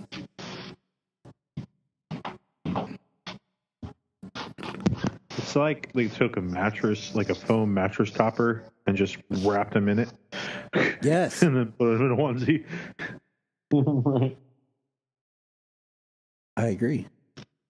This is cool. I'm just like, this thing looks so sweet. And it's like, the sewer's big enough for this thing? Those are some huge sewers in Gotham. They have a lot of. I like watching the special features where they show the small tube, the small miniature of the sewer with the boat that they have driving through it and stuff. One of the first episodes I listened to Holy Batcast like 5 years ago was an interview with the guy who made the model and helped make that scene. It was one of their earlier episodes. Oh, sweet. And I know that some of like are real penguins and some are people in suits. Right. Yeah. When I caught on to Holy Batcast, I mean, I've been listening to him for like 4.5 years now, but I didn't catch him at the very beginning. So like I went back and listened to like some movie episodes, but I don't think I've listened to every single episode they've ever done. But I've listened to, like I said, like every episode for like the last 4.5 years. So it's most of them. I started that as one of the podcasts I found when I moved back in 2014, right before Solomon was born. 100,000 people. Trex is just like, does she really have to narrate everything? And notice how there's no people ever in Gotham. Like everyone's afraid to be out.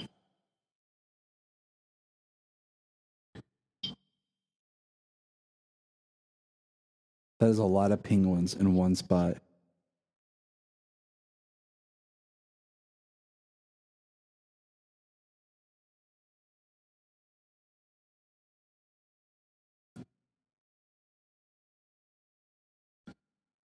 I'm surprised he's not eating popcorn.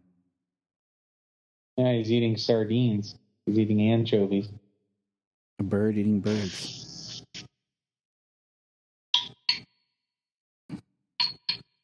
Frequency jammed.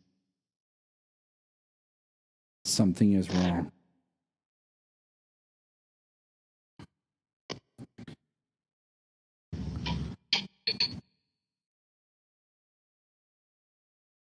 Alfred. Alfred's still doing his thing, though. He's helping from the terminal back in the Batcave. Man in the chair. Yep.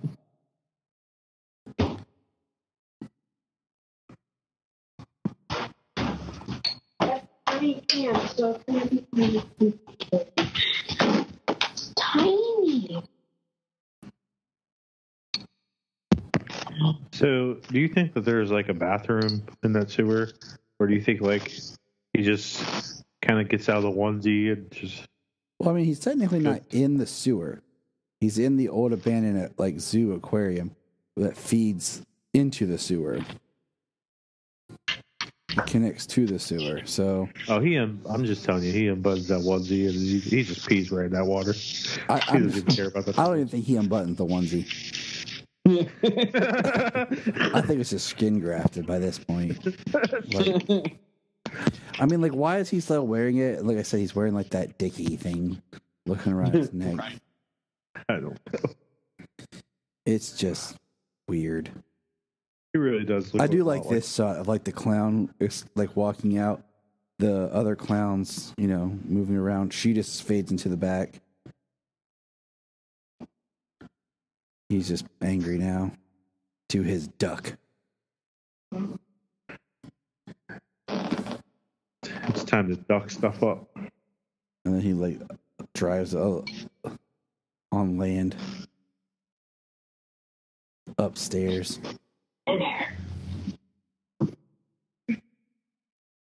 So my thing messed up, so I'm back a little bit. Like he just jumped in the duck to drive off. All right, he's in the snow on the duck. He should be freezing to death. And Batman just launched jumped onto the duck. Zoo. He took out the duck's head. So I just got Batman going up the ramp. Batman is exiting the Batboat. Now he's hitting the duck. Really. You're a few seconds behind us, which sucks. Yeah. Just jumped on him. That's all good. I've seen this movie 100 times. Yeah. See, I always like the idea, like, the Penguin is not a physical match at all.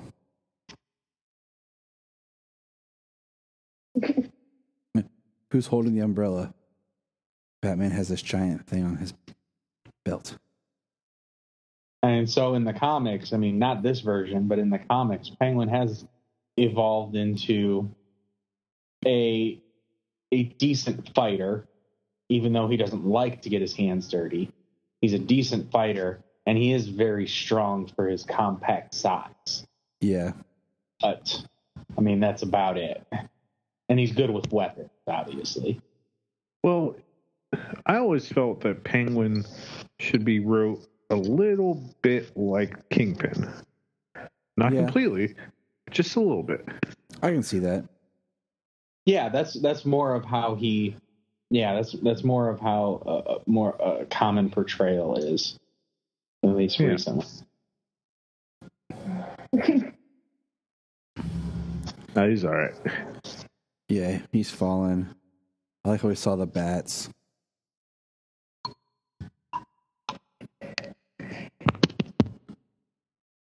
There's some sweet shots of Batman. Talk about poetic justice. Bats go after him, and he falls through the window down into his water. Oh, you've been paying attention, James. Yep. He brought it up earlier. He called it poetic justice. Yep. I love this. He did to the princess, happened to him. I love when Shrek goes to step out, she whips his leg and pulls him into the water. And then there's the dead clown. And Shrek gets his gun. That was a cool shot of Batman. It is a cool shot of Batman. Stuff just blowing up everywhere.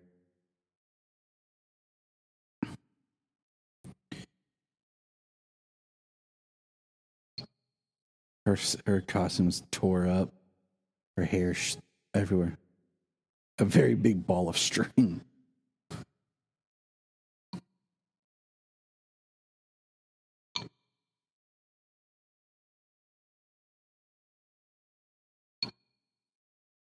The Bat Grappler. A die for a die.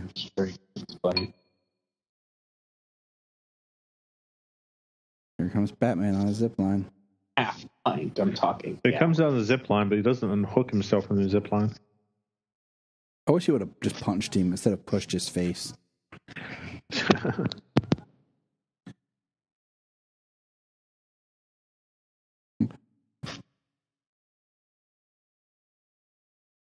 They should have just let Penguin have like the Disney death.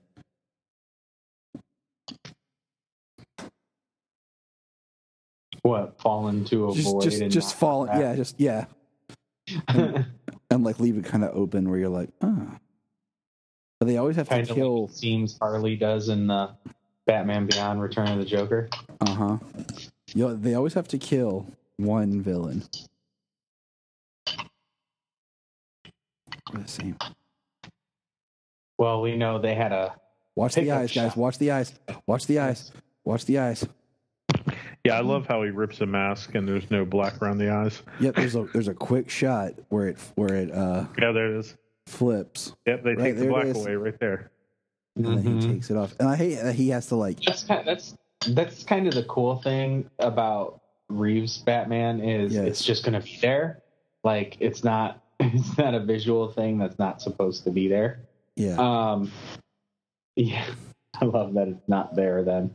But yeah, it's pretty cool how they're doing that, and it's crazy that it took this long for that to be the case. I figured we would have saw like in the scene where Affleck takes off his mask. We would have got something, but yeah, like when he comes up the stairs, of the Batmobile, and he takes off his I would have thought so too, just because of how that crazy hair version is. But yeah, it's.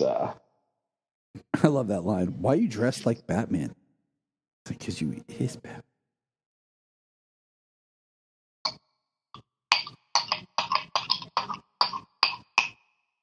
You're fired.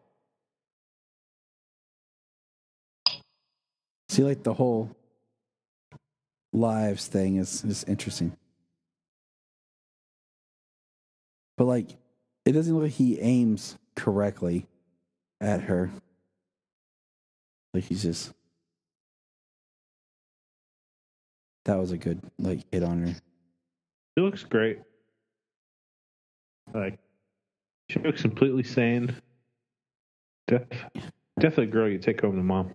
She completely lost her job. Oh, she actually has nine I like lives. that. I'll save one for next person. It's like Barney says, the crazy ones are always fun. Like this is straight up like twisted. Like that is a Tim Burton death right there. Like Yeah, she has the 9 lives of a cat. She's kind of got like the way they give her in this one, she's kind of made Catwoman through mystic or supernatural type power. it's all illusion.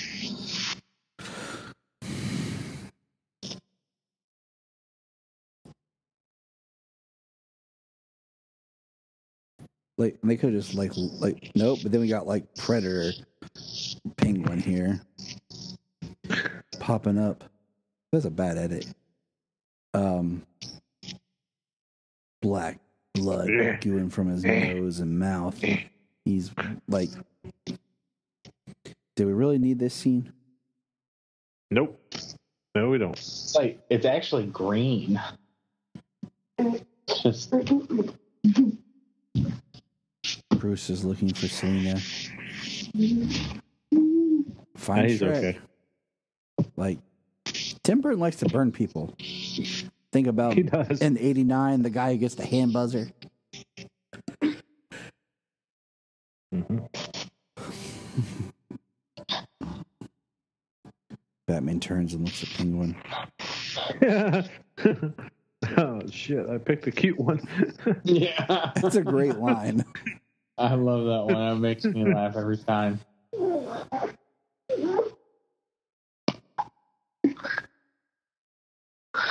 See, like I picked the cute one. the green black stuff makes more sense now than it did earlier. He just looks so weird dead. Sorry. Like, because if you were gonna do like that water being polluted, like Max should have been like corroding when he came out. Now these are people in suits as these penguins. Yeah. Oh, definitely, yeah. They look sweet, but like, it's such a like, it's like dark humor here of like the penguins giving him a funeral. Like, The penguin? No, those are people in suits. But they're so real. She said they look so real. they do. They look great. So how was work today, honey? It was great. What'd you do? I wore a penguin these costume tigers. and walked around and pushed a fat man into the water. Mhm.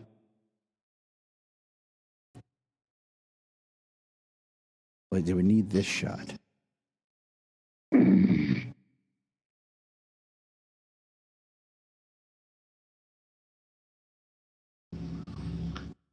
Oh my god, he's They're gonna sinking into the water with the stuff coming out of his mouth. Then here's Alfred driving. Bruce in the back. That's what he Driving through the deserves. city. That is what he deserves, honey. He's trying to kill kids. Yeah, that's what I'm going to me. I'm like, boy, try me. I want it to snow really good. I want a good snow. I think it's supposed to snow tomorrow. Wait, it needs to wait until. Okay, tomorrow I guess is okay, but it needs to wait until after Christmas because I'm on call next week. Oh, And yeah. I am trying to be doing snow, especially on Christmas. Yeah, tomorrow there's a 90% chance of snow, and Thursday a 40% chance of snow. Jonesy, I hope We're about to get an inch, but like east of the Appalachian Mountains, they're about to get 1 foot to 2 foot. Yeah, my mom said that she's supposed to get like 2 feet of snow tomorrow. Yeah, they better hunker down over there. Yep. That's one thing. I mean, I do miss it a little bit. I do miss real snow.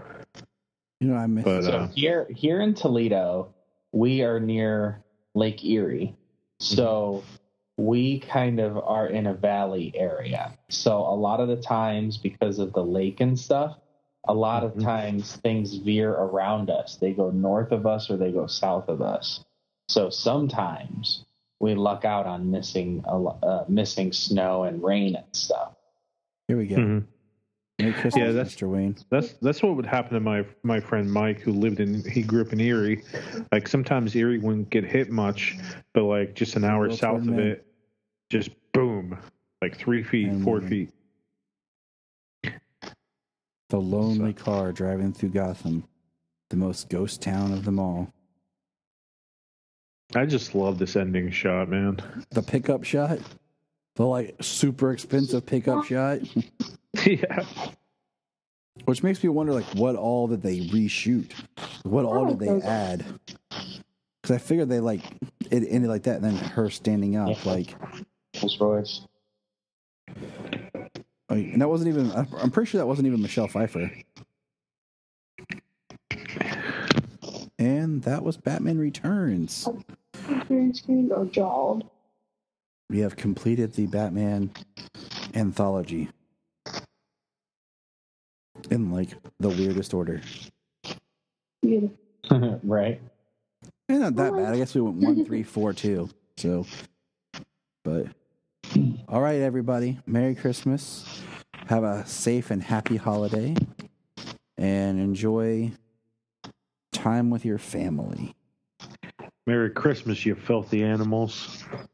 And a Happy New Year. Happy New Year.